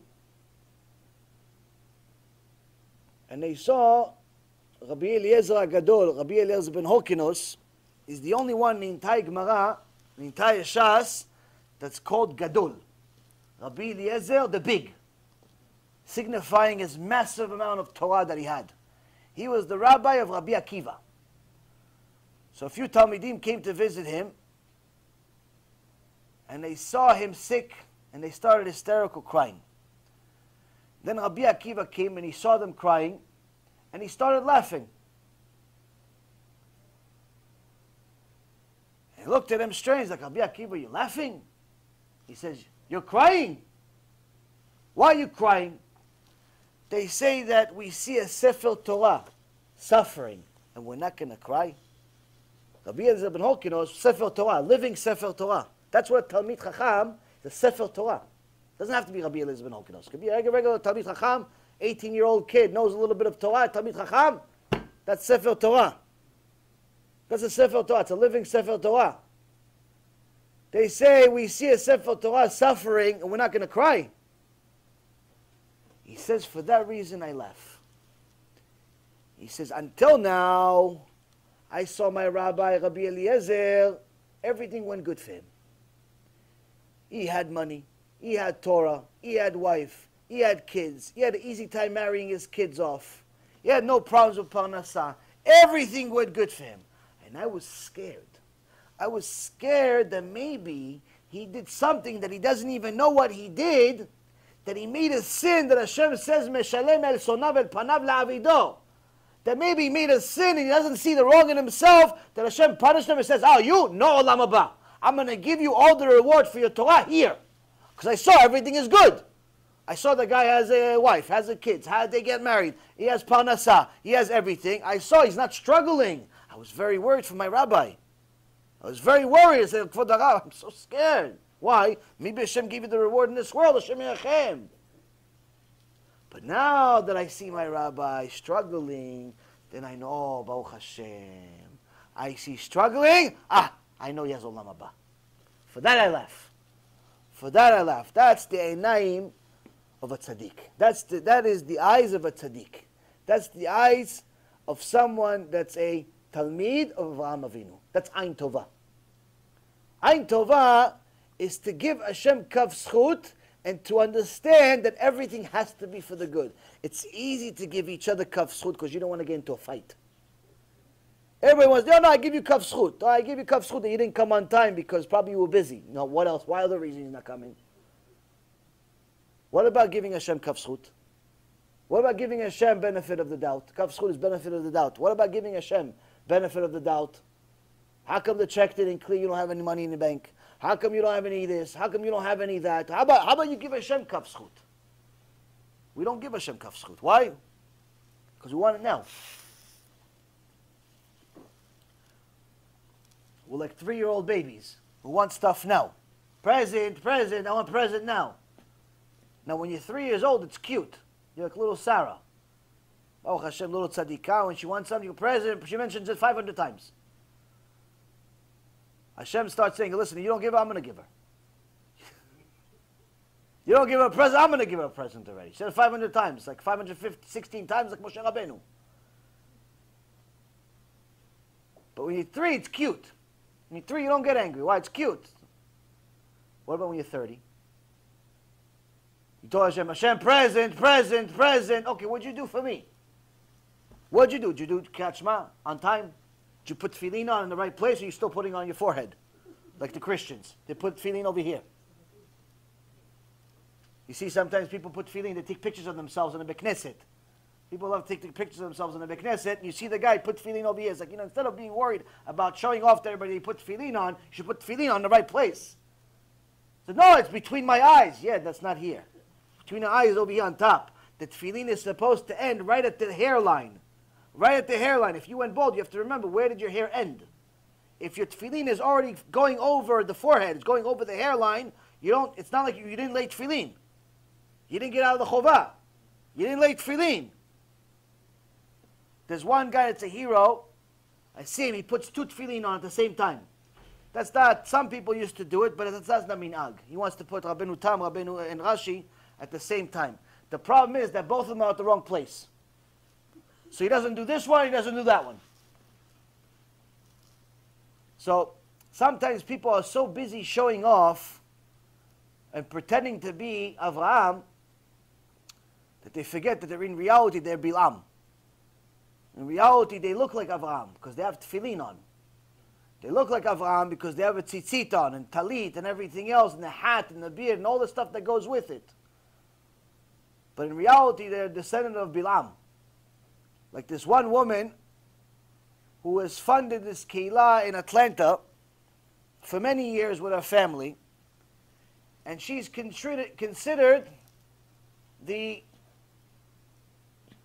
matriarch of the keilah. She put a lot of money, they have a lot of money, so they started a little keilah of their own. And people go there, and they eat, and they drink, and they benefit out of these people's investments. So she feels like she's a tzadikah. She feels like she's such a tzadikah that when she embarrassed one of my students in public, she didn't think there's anything wrong with it. When she called her a prostitute in public for absolutely no reason whatsoever, just because she crossed her legs in a certain way, she thought there's nothing wrong with it. Why? Because she finished off by saying, but no offense though, no offense. No offense. She embarrassed her in public on Shabbat. Maybe 50 people are listening to this. She murdered a person in public. But no offense though, no offense. No offense. Oh, so you just murdered me. I'm bleeding all over the place. But no offense though. Like people think that if you say, no, but don't take offense after they murdered you. No offense though, no offense. I don't take it the wrong way. What do you mean, what other way am I going to take it? Some people are so busy showing off to the world the exterior, the money, the looks. They forget that the difference between Balaam and Avraham is not the exterior. They both look exactly the same. They both look exactly the same. Hashem says in the Gemara Masechet Ta'anit, I don't want you to rip your clothes or put ashes on your head or fast. Instead of ripping your clothes, rip your hearts. That's what I want. Rip your hearts. Do tshuva. So here we see that when a person understands what it means to be close to Hashem, he inherits this world.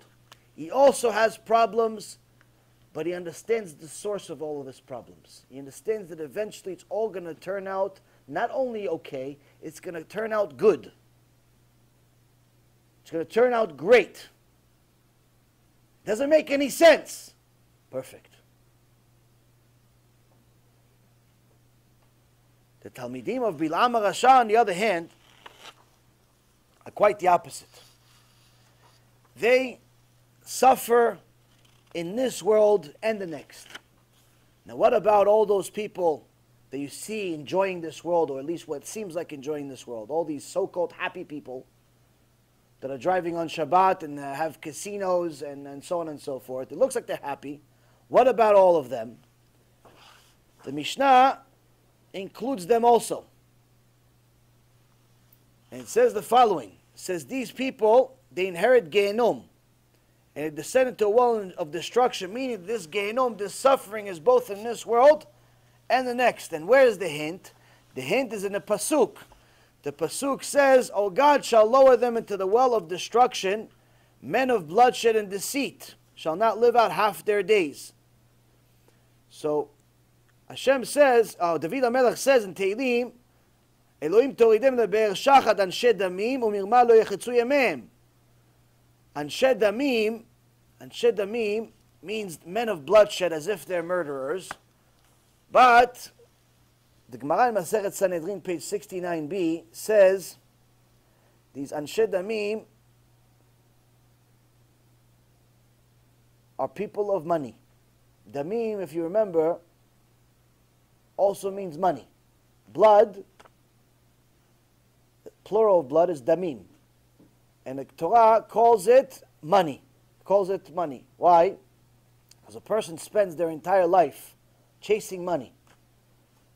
So when you actually go shopping, before you buy that expensive car, or that expensive watch, or the expensive painting, or the expensive whatever it is, instead of saying, "Oh yeah, this is only $500. Oh yeah, this is only $5,000. Oh yeah, this is only whatever it is," instead of that, you should evaluate it, as Rav Nisim again used to say. So you should evaluate it. How much of my life did this cost me? Why? Because in reality, you spend time, you spend blood getting this money. So how much time did it take you to actually get this $5,000 you're going to go waste on some watch? Or some flower, or some desk, or how much time did it? If you're making $5,000 an hour, then okay, you spend an hour to get this item, no problem. Maybe it's worth an hour for you. But if it took you 3 months, 4 months, 6 months to save this $5,000, 6 months of blood you're spending on what? On tires, on rims. So people can say, "Wow, look at those rims. They're spinning. They're spinning. Look, he's got spinners." What? What is neshama is spinning in shamayim. Why? The guy just spent a year of his life for rims. A year of his life, a year worth of blood, sweat and tears for rims. A year worth of blood, sweat and tears for a rock. For a navigation system. That's why it's always mind-boggling to me how much money people spend on weddings and bar mitzvahs. It's the most absurd thing in the world. Today, we've gone to such a low level that it's like literally to have a bar mitzvah is more expensive than buying a house. People literally put a down payment for a house for a bar mitzvah. The kid's 13. He doesn't know right or left. He doesn't know anything in his life. But you want to make sure that you impress him and his friends and his neighbors and your friends and your neighbors and everybody else. And you have a theme party. You know, the Lion King party. You bring the actual lion to the bar mitzvah. Hopefully he doesn't eat the people. You know, you bring the theme of the dolphins. You bring dolphins with the aquarium or something. People literally spend tens of thousands of dollars on a shtuyot. Complete nonsense. Now, if you're a multimillionaire and you're printing money practically, you want to spend $50,000, $100,000 on a party, it costs you an hour of your life, no problem, no big deal. A week of your life, no problem, no big deal. But the reality is most of these people spending $50,000 on these parties, they make $50,000 a year maybe. $60,000, $70,000 a year maybe. And that's $70,000, $100,000 they make, whatever it is. It's not like they keep $100,000. It all goes to the expenses, to the high lifestyle they have. So in reality, to save this $50,000, you're talking about, took them 10 years.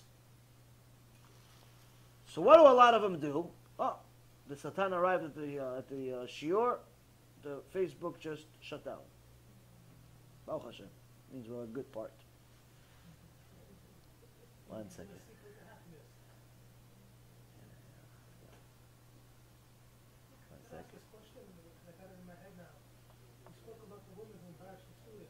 One sec. Let me finish the point. We'll start the. Yes, go ahead. No, ask the question. Yes, you said about the woman who embarrassed the student. Ken. So she sounds like she's modest, like Sarai Men with a Ken. Can, of course. If she's my student, she can. The one who embarrassed her. Oh, the one who embarrassed her? No. She wears a wig and is not exactly the most modest person in the world, but she has a lot of money.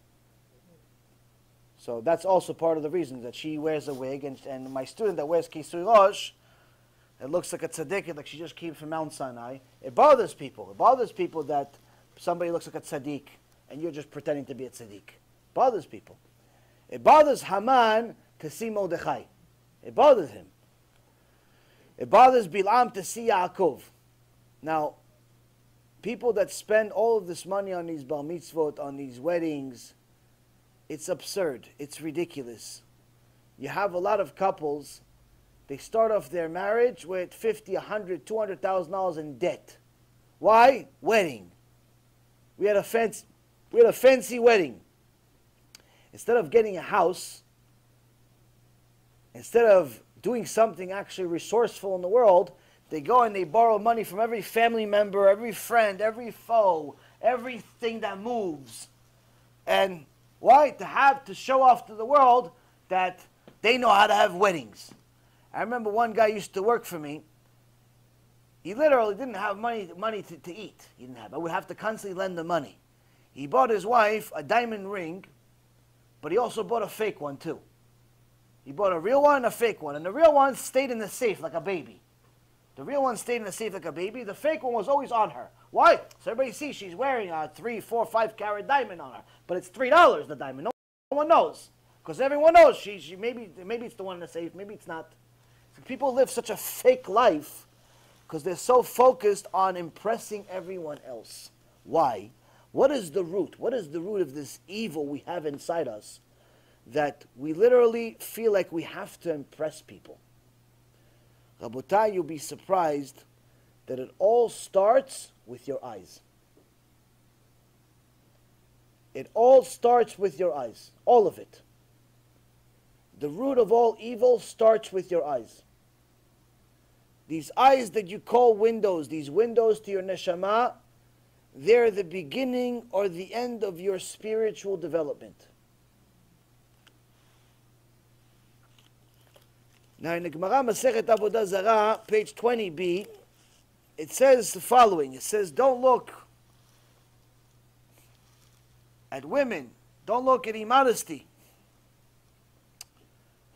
during the day, so evil does not come to you at night. So the Gemara says, what evil? Evil meaning wasting seed. Arayot. Says, yeah, but I didn't do it. I went to sleep. Yes, unfortunately, when a man starts looking at things that are immodest, even if it's his sister, even if it's his cousin, even if it's a picture on TV or on a computer and it's not even real, even if it's a cartoon, if it's immodest, his Yetzirah will develop those thoughts and it will make sure that the seed will leave his body with or without his help. And that is still considered a sin.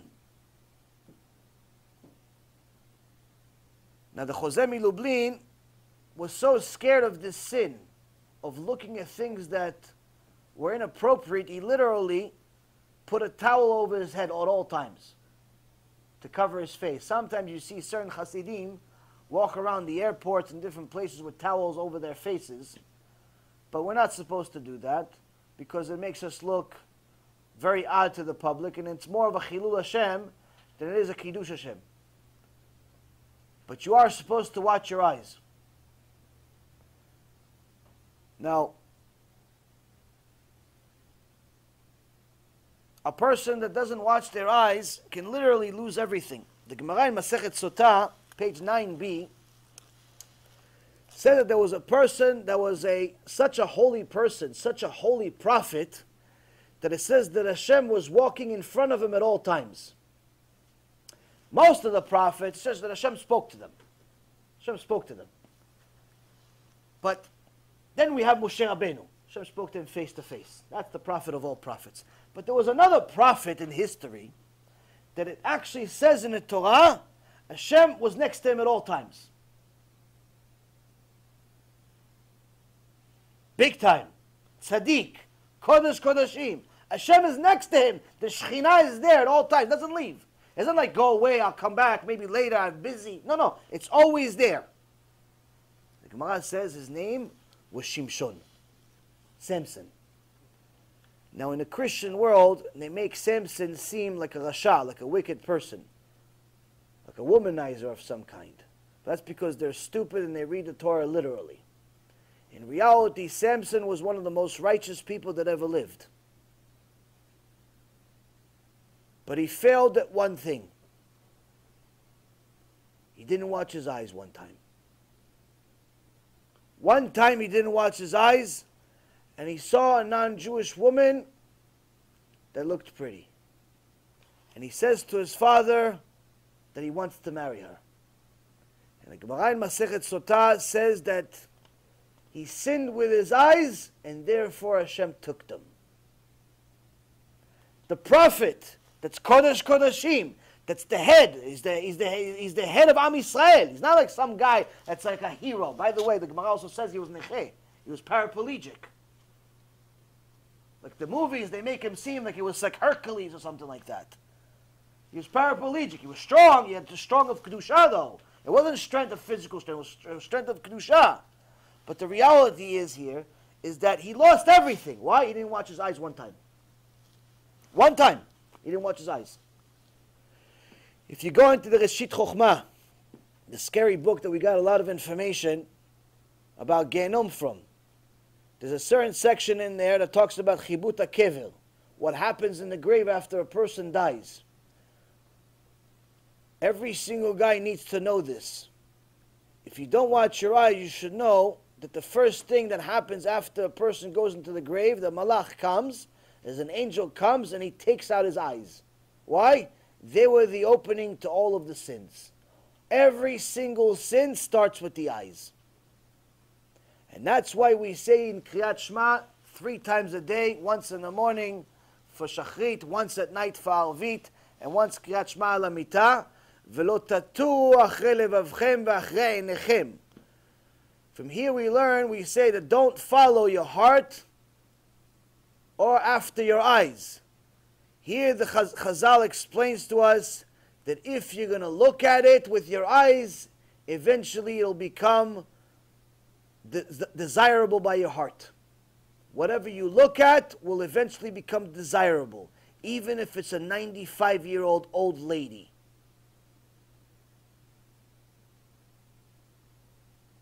The Rambam in Ilchot Shuvah, chapter 4, Halacha 14, says that anyone that thinks that just because he's looking at an ugly woman or an old woman, he's not going to sin because of it is simply a fool. Somebody came to the Gaon Mivilna and told him, no, Kvod Harav, I don't have to worry about watching my eyes. I don't look at anything. I don't look at anybody. It doesn't bother me. I can look at anyone. It doesn't affect me at all. It doesn't affect me at all. I'm good, Kvod Harav. The Gaon Mivilna asked his Talmid, give me his name and then his mother's name, please.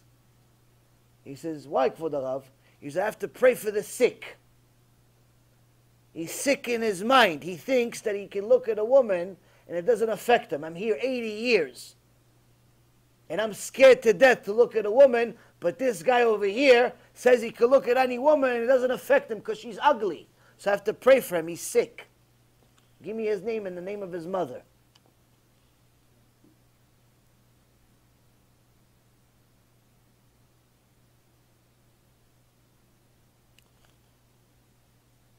Rabbi Yaron Reuven, alav hashalom, says that when a man is able to watch his eyes at the moment of truth, he sees that there is a woman coming and he looks away. At that moment, he can ask Hashem for whatever he wants.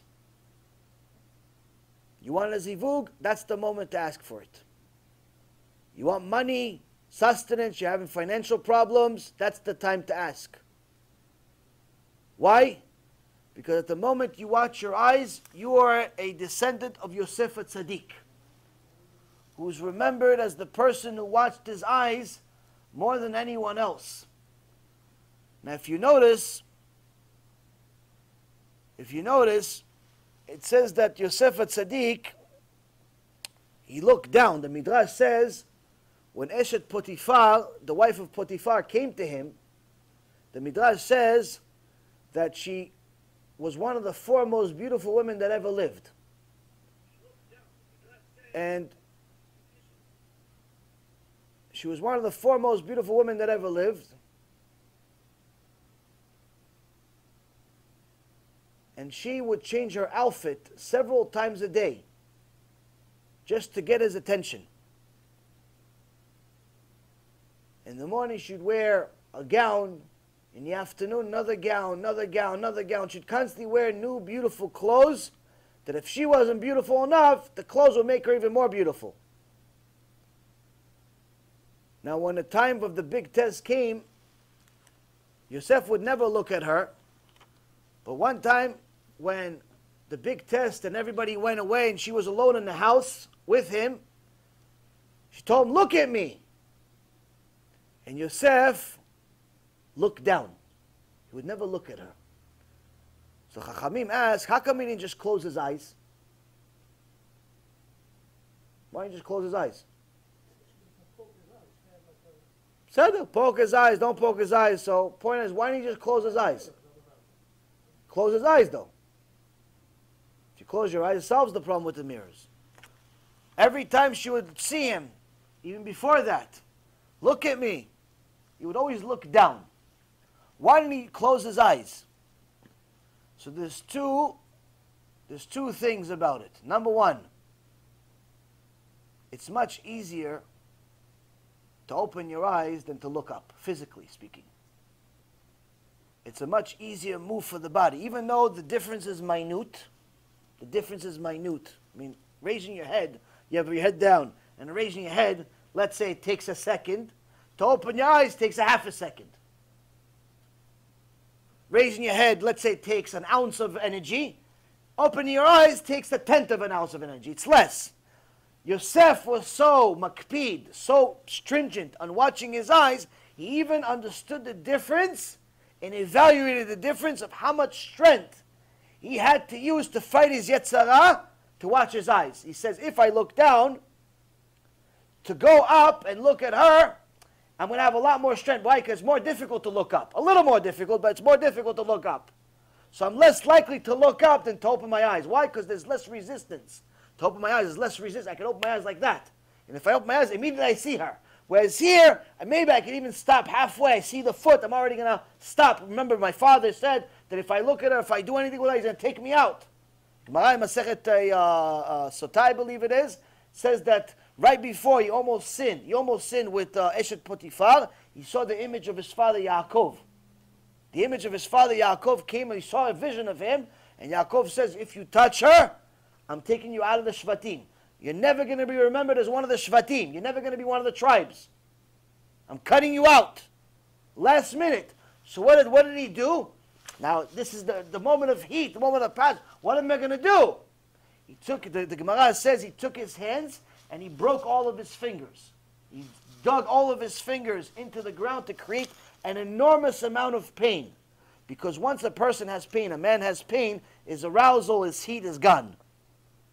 He created an enormous amount of pain. That's why you see in the books of Rabbi Shimon Bar Yochai, of the Arizal, and some of the books that talk about Pekam Abrit, they say that one of the solutions, if you're in a moment of heat as a guy, to stop yourself is to actually pinch yourself, to do a lot of things that inflict pain on yourself. Some people even light themselves on fire. Some people like take a match and burn their finger, or a cold shower, or things like that, to create pain, because once you have a pain, your arousal goes away. But the point is that we saw that Yosef Tzadik literally took, mamash mesirut nefesh, took his hands and broke his fingers.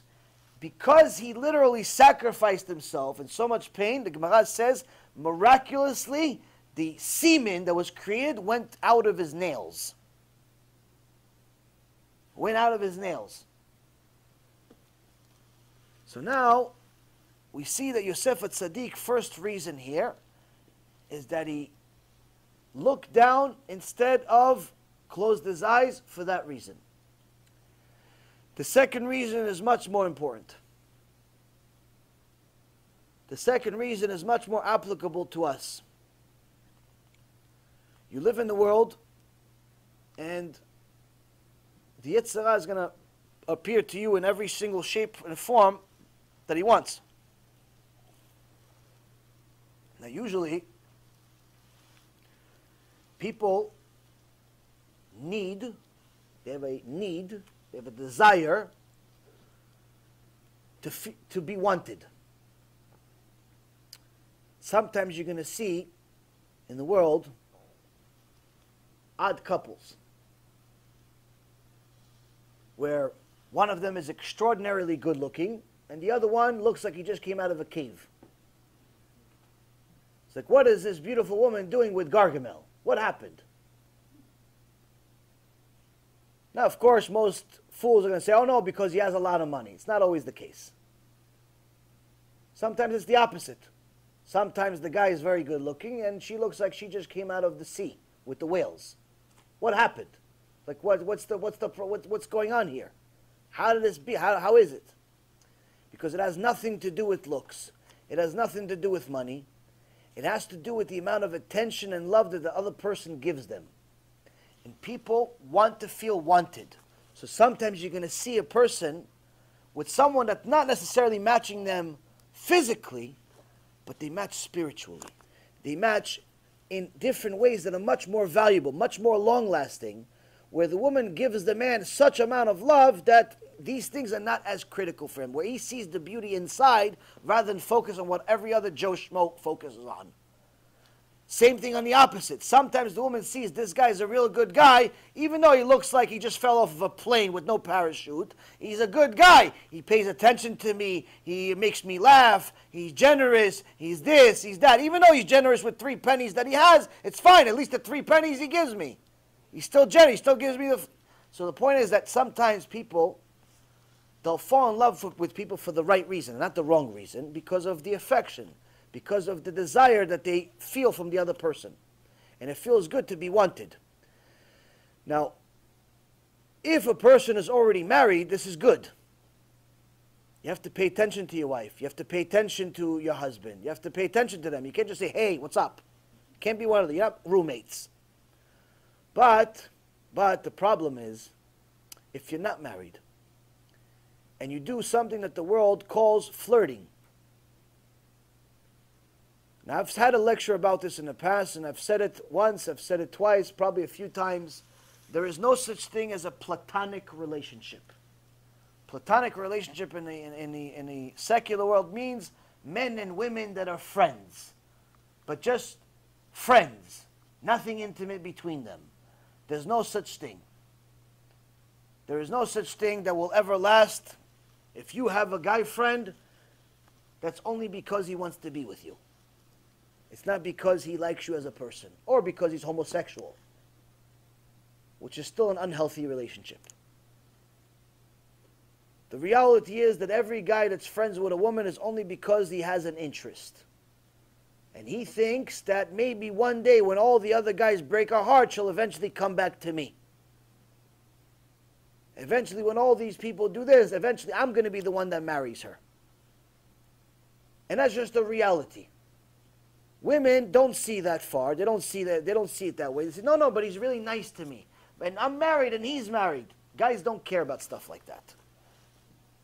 Guys that spend their time, adding more and more girlfriends to their life care less about whether you're married or not. At a moment of weakness, both of you will end up doing a Gilui Arayot. Both of you will do the crime that you cannot undo.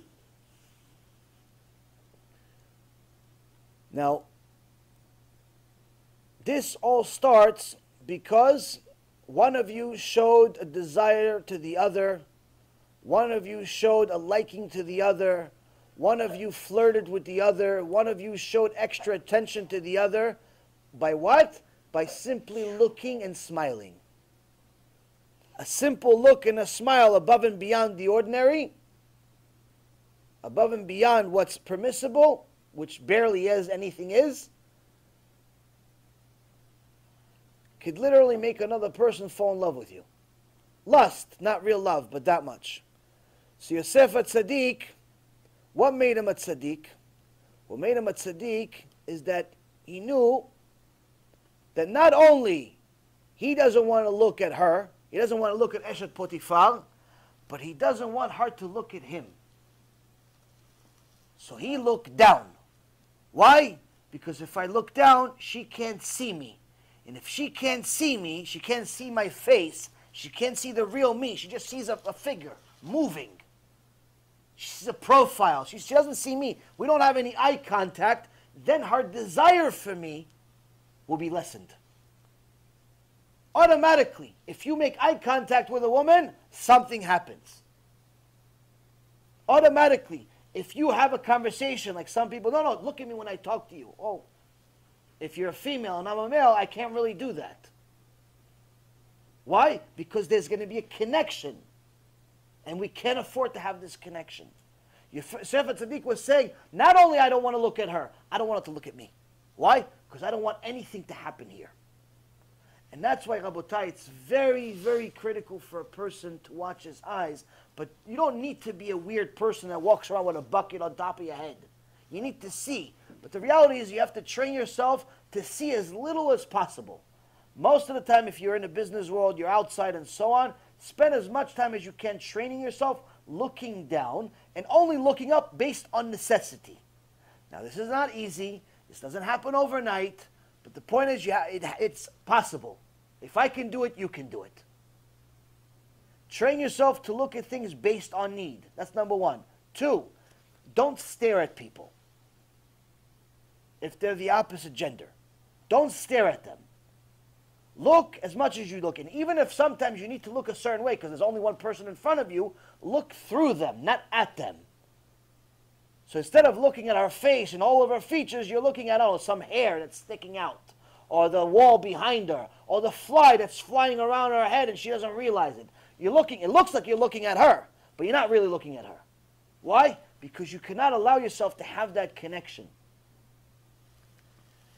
This, Rabotai, is something that is a trick to not only get you to become pure and not waste seed, but also to get your Torah remembered. When you learn Torah, you're actually going to remember it. As Rabbi Ovadia said to one of the Roshei Yeshivot in Israel, when he said, what's the secret behind you remembering all of the Torah? He says, I watch my eyes. He goes, well, we watch our eyes. He goes, no, watch my eyes. Everywhere, all the time. No exceptions. No, yeah, but this one's allowed because it's my cousin. This one's allowed because it's my this. It's my, no, nothing. Unless it's your wife, you don't look. Right, exactly. As a Dayan, instead of looking at the people, we would draw pictures. Making them think that he's actually writing down everything that they're saying. So they don't get offended. But in reality, he's just drawing pictures for his kids. He remembers everything they said. Why? Because he's not looking at them. That's why he remembers. So a person that watches his eyes is not only going to be able to watch his brit and have a much easier time watching his brit, he's also going to be able to get his prayer, his Torah remembered. When he learns, he's going to remember it. The third thing is that he opens a special gate in heaven where when his prayers come in, they get a special VIP treatment. As Rabbi Yaron Reuven says that when every single time you have a test, an unintentional test, not that you're walking around in a mall and you're closing your eyes. If you're watching your eyes, you don't go to malls. You don't put yourself at test on purpose. A person that puts themselves in a test on purpose is considered a rasha. The Gemara says that if a person has two ways to go, one is a long way, one is a short way. The long way has no women. The short way has women. And he says, listen, I'm going to go in the short way, but I'll close my eyes the whole time. In today's world, you see a guy walking around with his eyes closed. You go, it's Tzadik Balaam. That's a Tzadik. He's coming to, let's give him a lecture. Give him a beknesset. Donate money to his cause. The guy starts a foundation because he closed his eyes one time. Gemara says the guy that walks around in the street, the short one, the short way, knowing that there's women there, he's a rasha. Why? What makes you so confident you're going to pass the test? The guy that goes to these places where he knows there's going to be immodesty, if he does it knowingly, he's considered a rasha in the eyes of the Gemara. And the reason why is because he has too much confidence in himself. He has too much confidence in himself that he's going to pass these tests that even Rabbi Akiva and Rabbi Meir Balaam almost failed. So, a person that watches his eyes at the moment of test, at that moment he can ask Hashem for whatever he wants. I can tell you there was one guy that was divorced in his mid-40s, not exactly the biggest catch in the world. His ex-wife was a nightmare, alive. His kids didn't really want to see him too much because unless he was giving them money, like an ATM machine, their mother, his ex, trained his daughters to hate him. So he didn't really have such a great past. At the same token, he wasn't exactly rich, barely making ends meet, and whatever ends he had, he would have to give it to the kids just to see them. Like I said, wasn't the biggest catch in the world.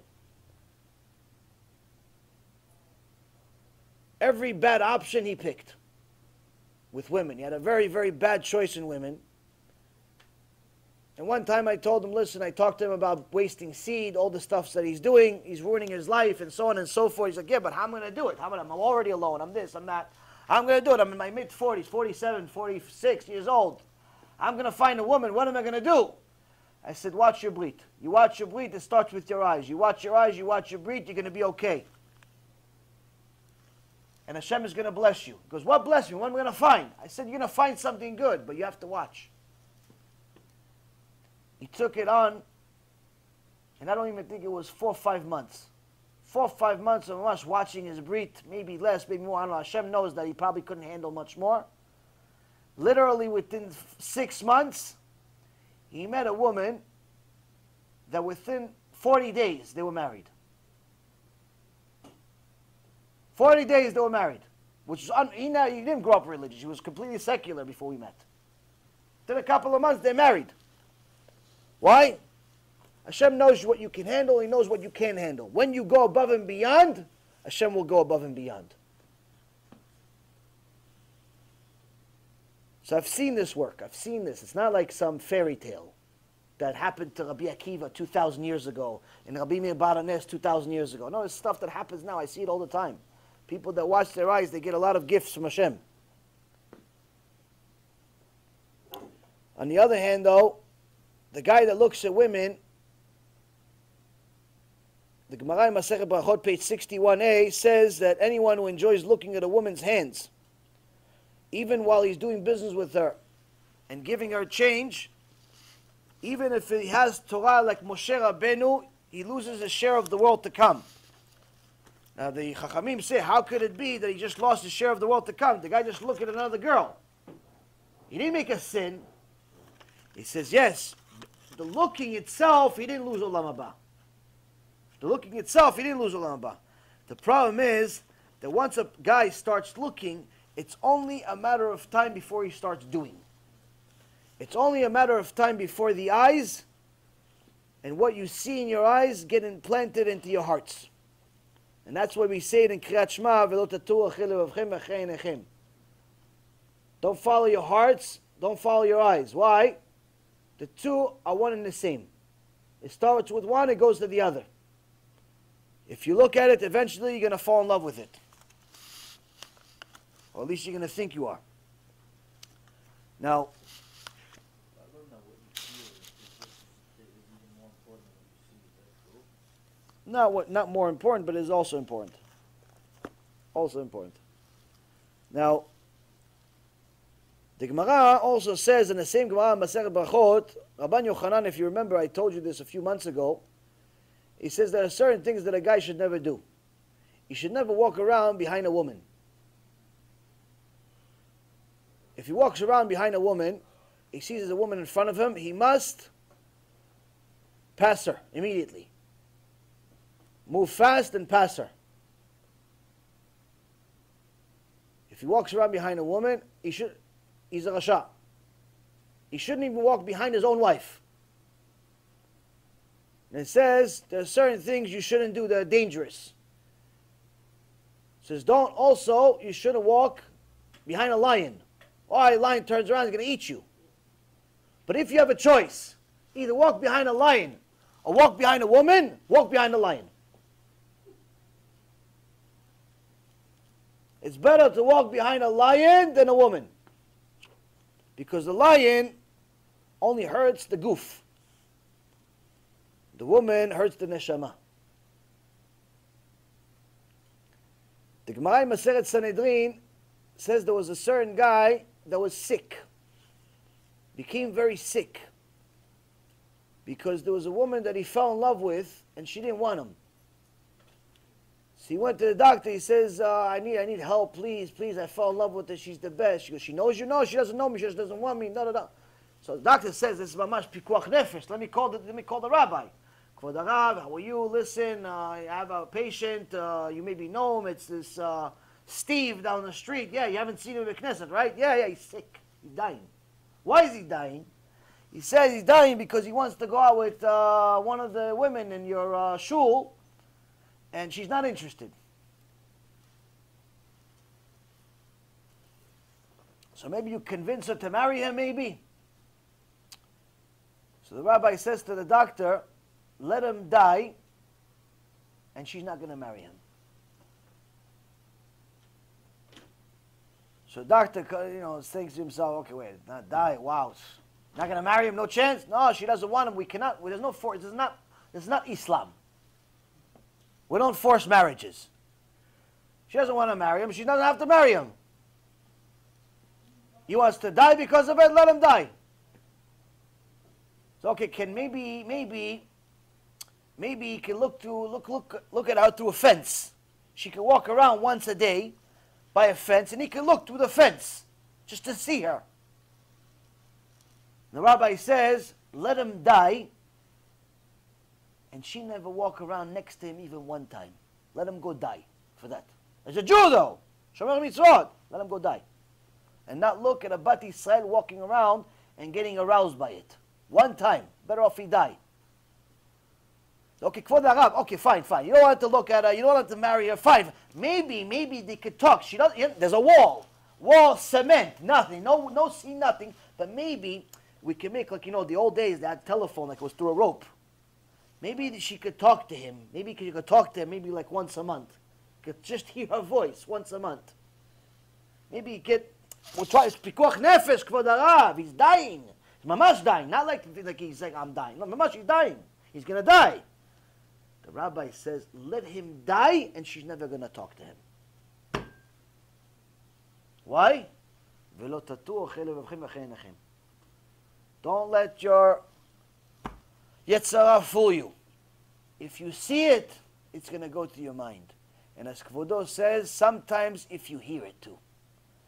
This is why it's critical for a person to watch what they listen to. To watch what they listen to.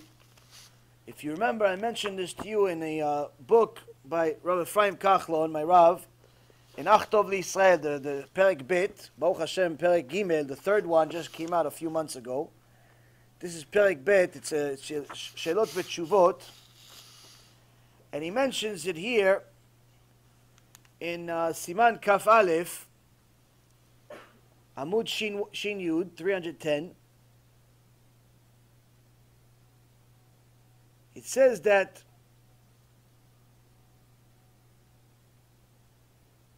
ובעלי השיר יוצאים בשיר שירי הגבות וכל פה דובר נבלות אשר אין קץ לעונש המדבר והשומע נבלות פה שאפילו נחתם עליו גזר דין של 70 שנה לטובה נהפך עליו לרעה. It says that a person should know that if he speaks disgusting words, curse words, filthy words, it's obviously bad. But even if he hears them, if he listens to them because he likes to listen to Tupac Shakur, he likes to listen to Biggie, he likes to listen to Eminem and 50 Cent, he likes to listen to Wizzy, the guy with the dreadlocks that never wears a shirt, Lil Wayne. He's little, he's 40 years old, he's still little. He wants to listen to all those people. Drake, the half a Jew. He wants to listen to all these people. He's not saying the curse words himself. He wants to listen to it. Here we have a source. It says that even if they decreed in Shamayim 70 years, meaning a life full of good, like in Parashat Ekev, Moshe Rabbeinu says you're going to get good, fruit of the womb, fruit of this, fruit of the, you're going to have money, you're going to have power, you're going to have wife, you're going to have kids, you're going to have this. But you like to listen to gangster rap and hip hop and all this other garbage? All of it deleted. Delete. You see guys, the keyboard has a delete. Delete. That's what it says. Rabbi Ephraim uses a source. What's the source? The book of Isaiah, chapter 9, verse 17.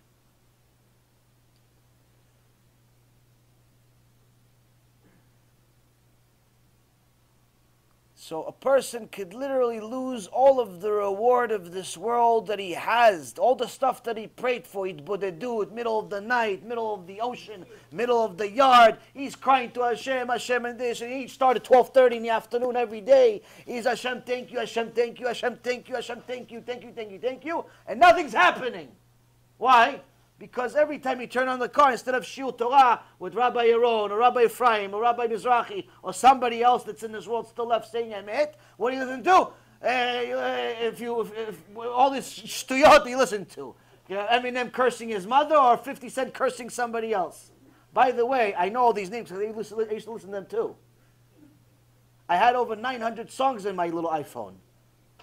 When I heard this, I had iPhones, yeah. iPod, yeah, it was a long time ago. I had all these songs. I know them all better than you guys. I've been around for longer. I was around when it all started. But when I heard, I'm studying 6 hours to one page. 6 hours for one daf Gemara. Not like you guys, Chachamim. You listen one Gemara, you finish it in a week. Me, I was retarded when I first started. 6 hours, one daf. And I said I could lose all that whole daf and just for listening to Eminem for 5 seconds. I started deleting. Within 24 hours, 900 songs got deleted. I never listened to it again. Why? It's so hard to attain Torah. It's so hard to get it. It's so hard to get close to Hashem. After all the tum'ah we've been in our life, it's so hard. You're going to ruin it with one song? And I also noticed, by the way, that as soon as I removed this cancer out of my life, all of a sudden it became much easier to be happy. Why? Because the aggression that you get from this type of music, it's also rock and roll. It's not different. All of this lyrical music, same thing, trance, rock, all that other stuff that has these aggressive words. It's less aggressive because of the words, but it's still aggressive in regards to the type of music.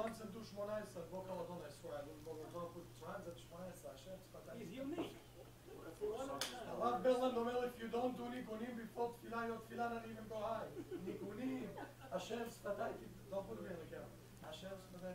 Everyone's going to want to know who he is, just like the Russian guy, but it's not. Look at all the Mishnah, it's legal, everything with plants. Mashbet plants. I understand Zalit Chadad, Drake, this, Biggie. I understand that. But trance? Let me finish. Okay. Alevim are showing plants, but Bet HaMikdash. No, they weren't. It's same with Arabic music. Stop making yourself a fool.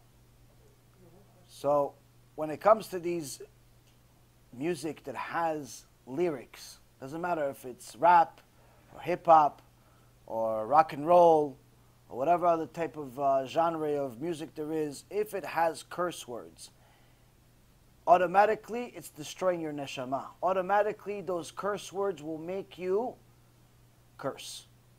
Automatically it will make you think of those things. It will lead to you, as Rabbi Nachman Breslev says, that listening and welcoming those types of words in your life will lead you to wasting seed too. So these types of things, listening to when you knowingly are going to actually elect and choose to listen to curse words, you could literally be destroying the vessel of bracha that Hashem wants to give you. All the stuff you've been praying for in Idbodedut and in Shema Yisrael and in Amidah and all that stuff, you've been praying for it. Hashem wants to give it to you, but you want to listen to curses all day. Hashem says, okay, I gave it to you. You ruined it. Don't blame me. Now, on the other hand, when it comes to the songs of females, no man is allowed to listen to any female sing, especially if he knows what she looks like, because kol ha'isha erva. The Gemara says her voice is considered like her nakedness. What if she's ugly? Aretha Franklin. If you listen to the rest of the lecture, the Rambam in Ilchot Shuvah, chapter 4, Halacha number 14, says that a person that thinks that just because a person is ugly, therefore they're not going to be attractive, is a sick person. Why? Because the Yetzer Hara will make even a 95-year-old crippled woman attractive to you if he wants. What?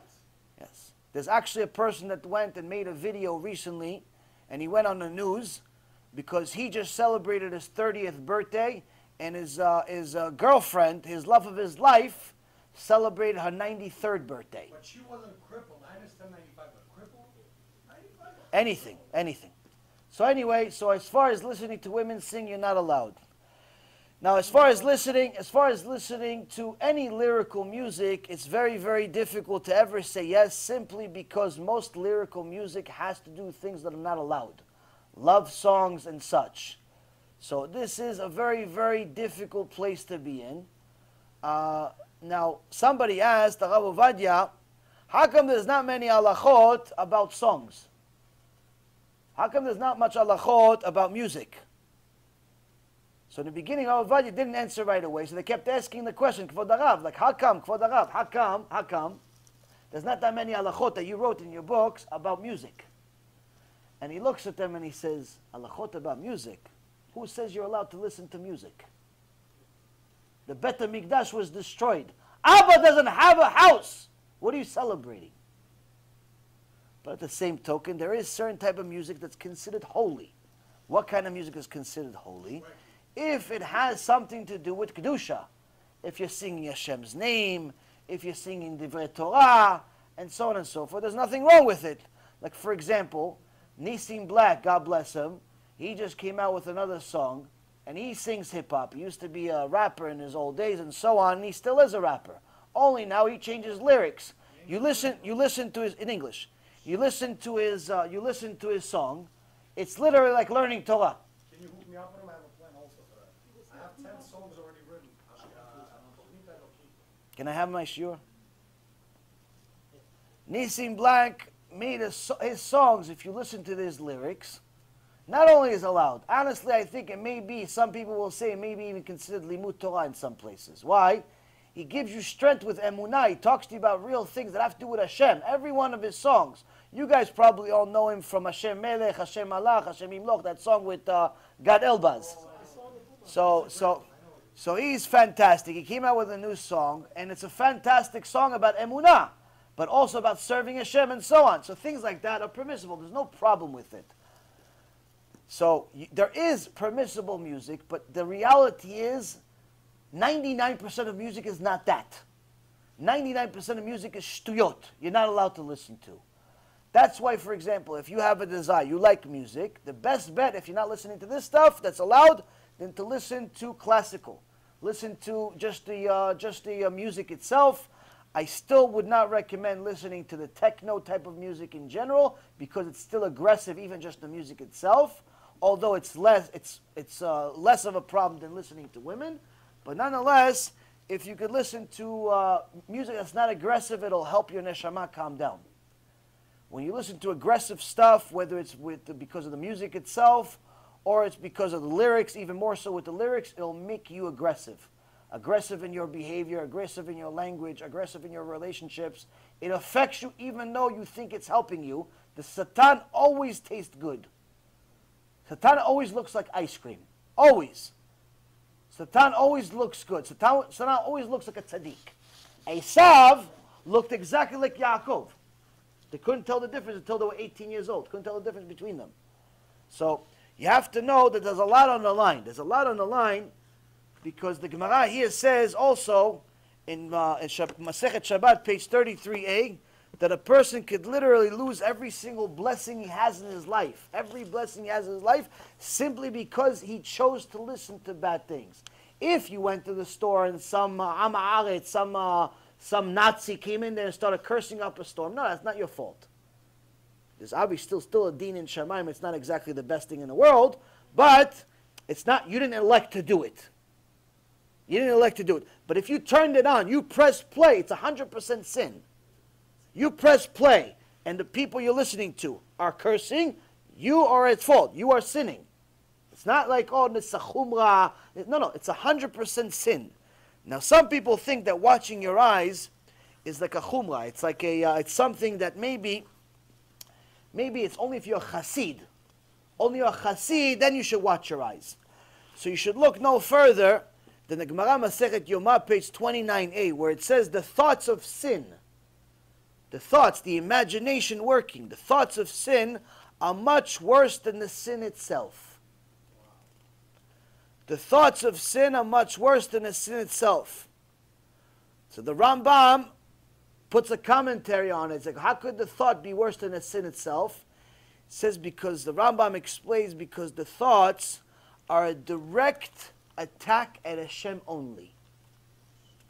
Whereas the sin that you actually do affects other people. It affects other people. So it's not like you're going against Hashem. You're just fulfilling a desire. You had a certain desire, you're fulfilling a desire, it's a physical, it's an animalistic thing. Other people are affected by it. Other people see it. Good, bad, indifferent, whatever it is. But when it's a thought, when you're looking at things you're not supposed to, when you're thinking about things you're not supposed to, that's an outright, you're declaring a war against Hashem. Why? He's the only one that suffers from it.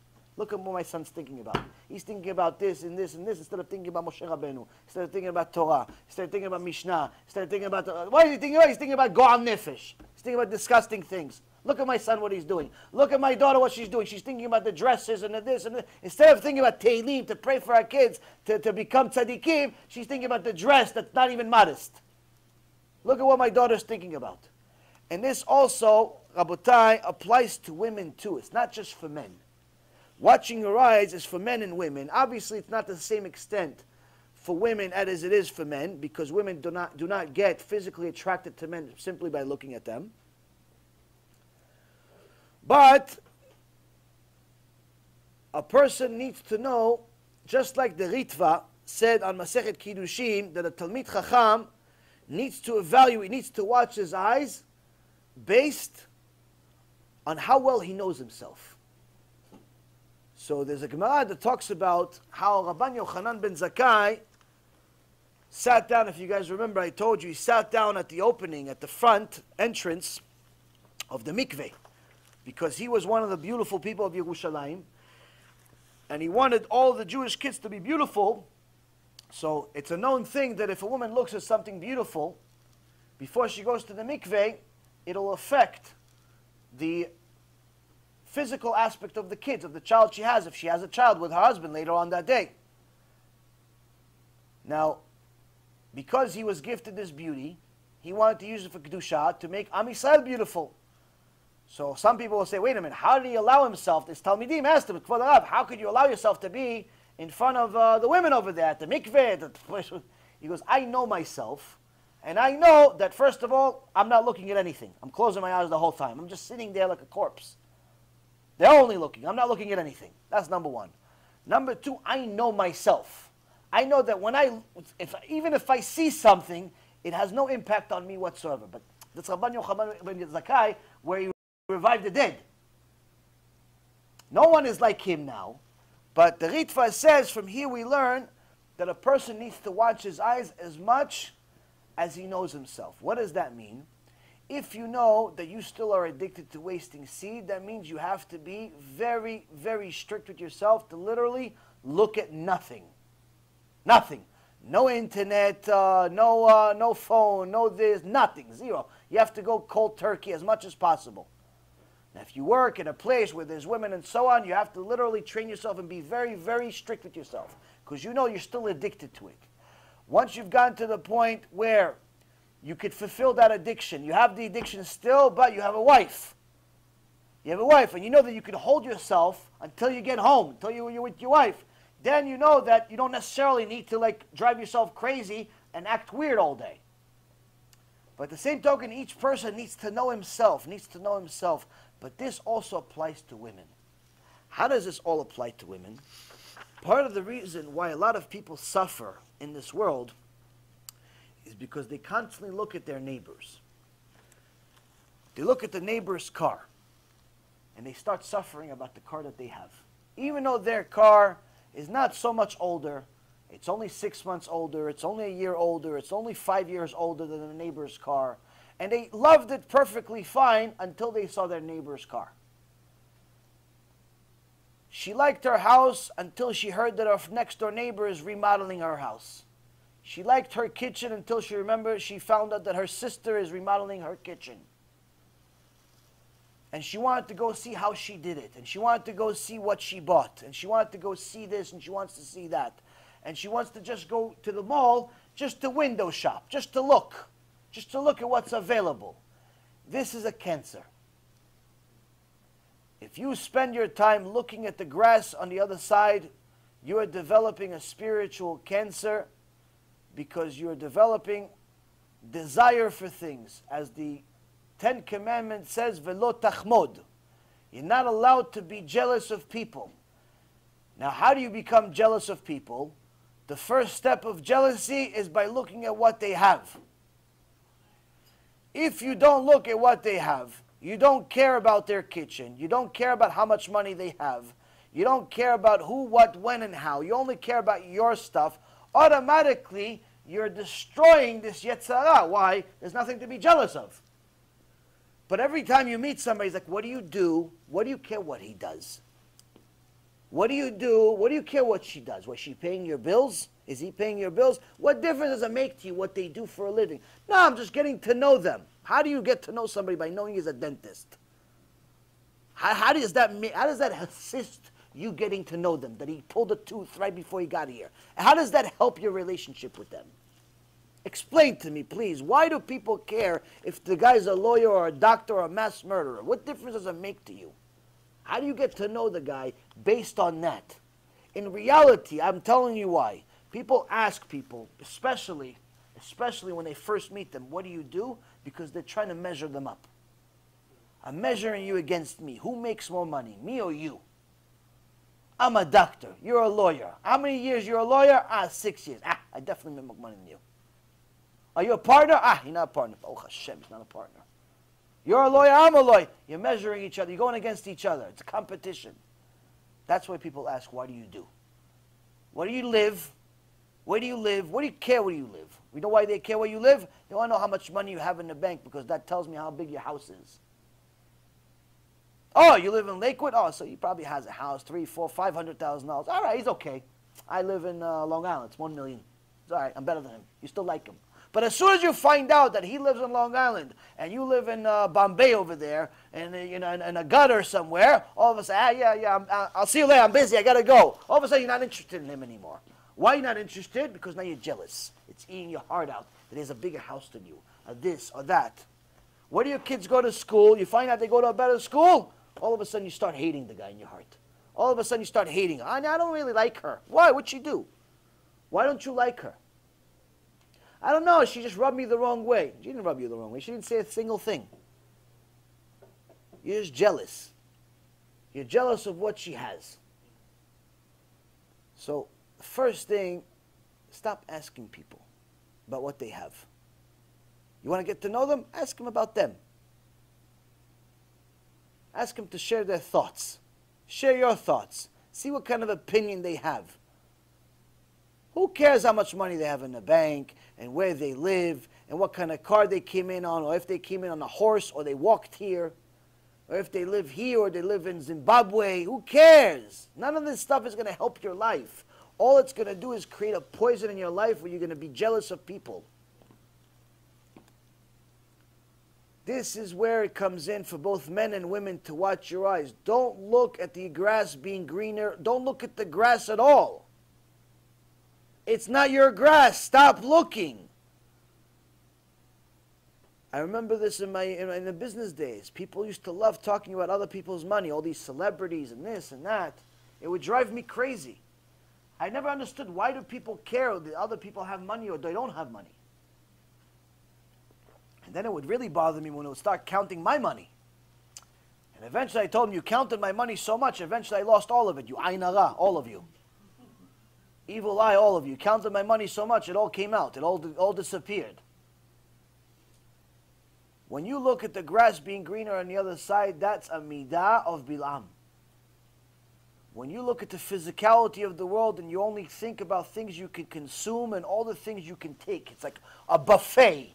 You just want to eat stuff. You just want to take stuff. Buy this, buy this, buy this. When your whole world is just physicality, materialism, you are 100% a Talmid Chacham of Balaam. When your whole world is physicality, materialism, all you care about is materialism, all you care about is this stuff, you're for sure Talmid Chacham of Balaam. Why? Because Balaam suffers his whole life. It says that Balaam doesn't even enjoy this world. Why doesn't he enjoy this world? He has a Ferrari. He has a big house. He just won the lotto. How come he doesn't enjoy? Because he's always looking at the other guy. He says, I have, but he also has. I did, but he also did.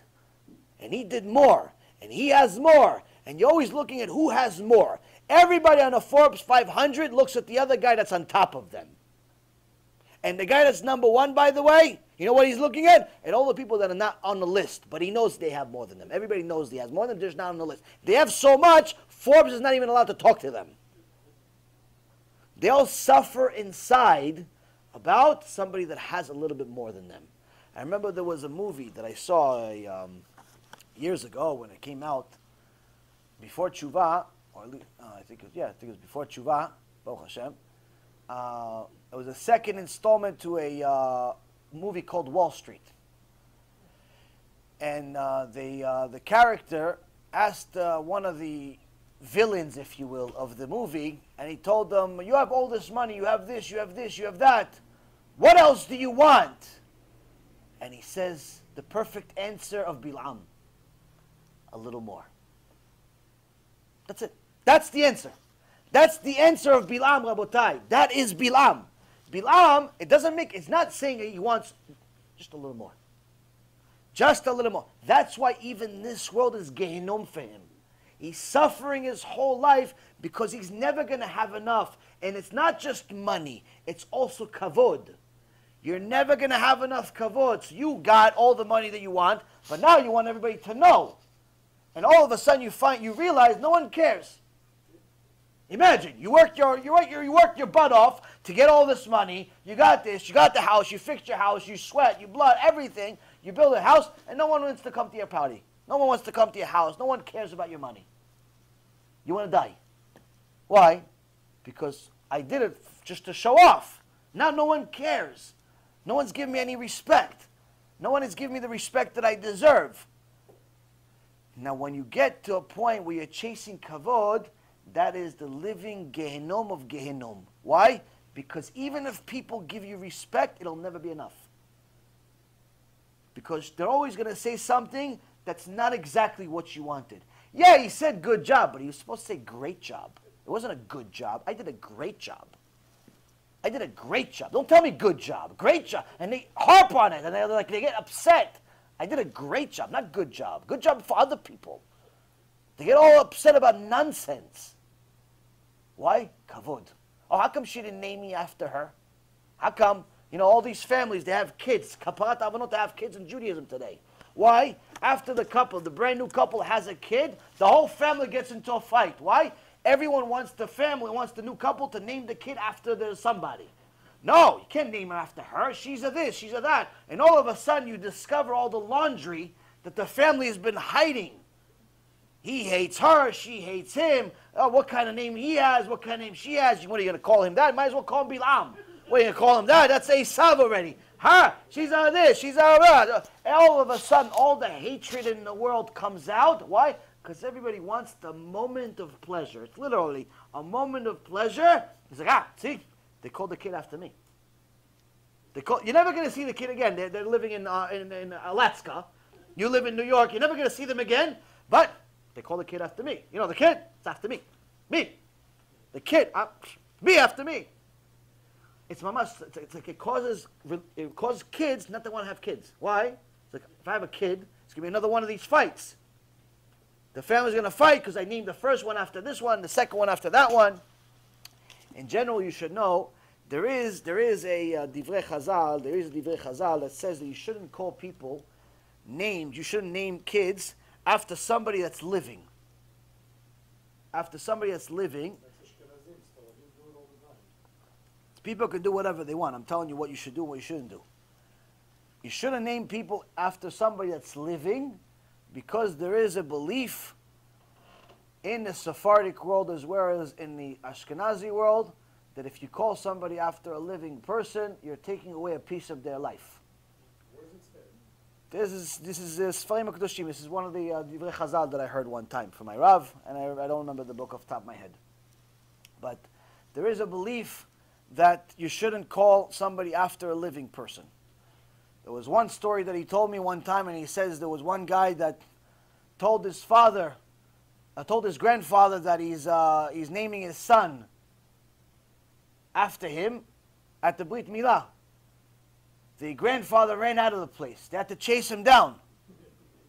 Eventually, after they chased him down, they said, "Why are you running away?" He says, "Why are you trying to kill me?" So why am I trying to kill you? He goes, "Yeah, you name your kid after me. That's it. My life is over." So it's not a mina. It's really a real thing. Some people don't hold by it. Some people don't hold by it. In general, I think much more dangerous than losing life and so on is the kavod battle. When you name kids after the parents and the grandparents and the sides and that side and that side, in general, we should listen to the Torah. First of all, pick names that are in the Torah. Don't pick some name like or something like that, or some American name. Pick a name that's in the Torah. Number two, you should let the wife pick the first name, just like we saw in Yehuda and Tamar. Tamar picks the first name. Why? She's the one that carried the baby, not you. You should have the wife pick the first name, unless you guys have a mutual relationship where you don't care really, which is odd. Let the wife pick the name first, and then take turns. The husband picks second. But in general, you shouldn't pick something that's against the other person. Meaning, if, let's say, for example, the wife doesn't want the kid to have a certain name and the husband wants, you shouldn't do it to her. Why? Again, after all, you should encourage her to have more kids. But if every time she has a kid, you're torturing her with names, then guess what? She's not going to want to have kids. So don't be stupid. Don't be stupid. When it comes to names, it's completely unnecessary. I personally don't recommend calling kids after anybody's name. If you want to call your kid David and your father's name happens to be David, Chazaku Baruch, but don't call him because your father is David. Why? Because if you call him because your father is David, then you have to call him after your mom, and her name is Samantha, let's say. And you don't want to call your kid Samantha. You understand? So it creates problems. It creates more problems than it solves. That's my opinion. It's not Torah. It's just my opinion. But in general, I know that a lot of people had major brawls. A few couples almost got divorced. One of them actually got divorced over a name for a kid. So, and the reason for all of this, Abutai, you're laughing, the reason of all of this is because people did not watch their eyes. And because they didn't watch their eyes, they always looked at the grass being greener on the other side. And they always wanted more and more than what they had. And part of wanting more is wanting more kavod. And the battle for more kavod never ends. It never ends. You're never going to get enough kavod. You're never going to get enough respect from people. You're always going to feel disrespected. You got respect from 9 people. One guy didn't respect you. That's it. It's the end of the world. Who did that? Haman. Haman got millions of people to respect him. One Jewish guy didn't respect him. That's it. He says nothing is worth anything to me. Yeah, but you're worth $1 trillion. You're worth $1 trillion. You have wife, you have kids, you have more money than the king. What do you care that some Jewish guy with payers doesn't respect you? No, everything is worthless. Why? Chase kavod. Chase kavod. So that, Rabotai, is a person can literally see, can see in themselves whether they're a Talmid of Balaam or a Talmid of Avraham Avinu. And it's important. It's important for us to know. It's important for us to know. It all starts with very, very basic things. Yes?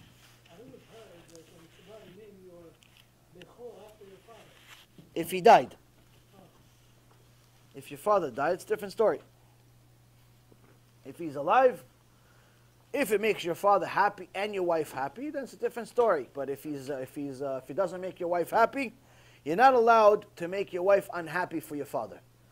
Everybody should know, anyone that's not married, or even if you are married, you should know that as soon as you get married, your wife or your husband is more important than your parents and more important than your kids.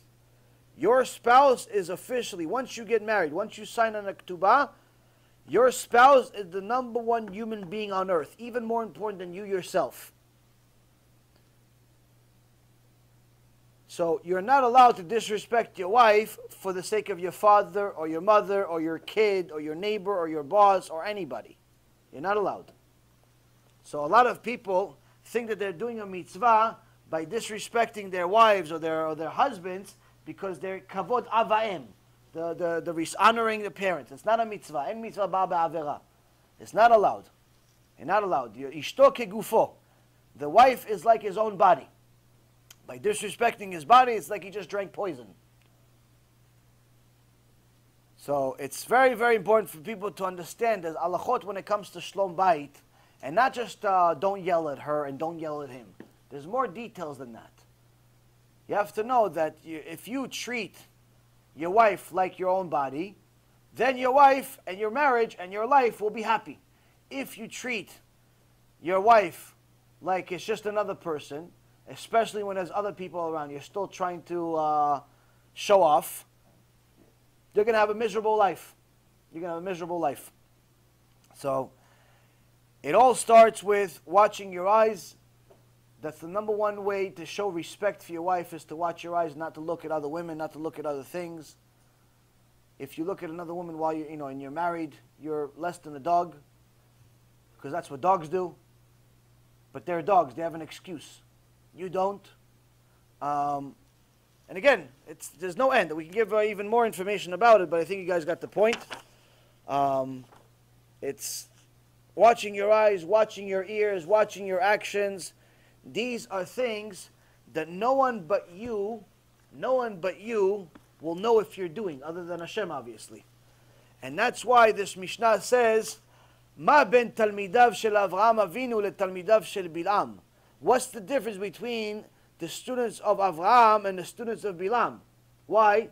The difference is unnoticeable. They both have a beard, they both have a hat, they both have a kisui rosh, they both have a long dress on that covers all the way to the ankles, they both go to Bekneset, they both pray 3 times a day, they both read Tehillim, they both come to the shiur Torah, they both do all those things, everything. The stuff that distinguishes Balaam and Avraham is what happens when no one's looking. The stuff that no one notices. Where is his eyes? Where is his eyes during the day? Where is his mind during the day? What is the number one priority she has? What dress she's going to buy, or if she's going to finish enough Tehillim before lunch? What is on her mind? What is she thinking about? Is my husband going to be a Tzadik, or is my husband going to be an ashir, a rich guy? What's more important to her? What's more important than him? Where is their minds? What are they thinking about? What are they thinking about? That's the difference between Balaam and Avraham. They both look the same. They both eat to the public. They both even act the same. It's the stuff. It's the unnoticeable character traits that make the difference between the two Talmidim. That's the difference between the two, Rabotai.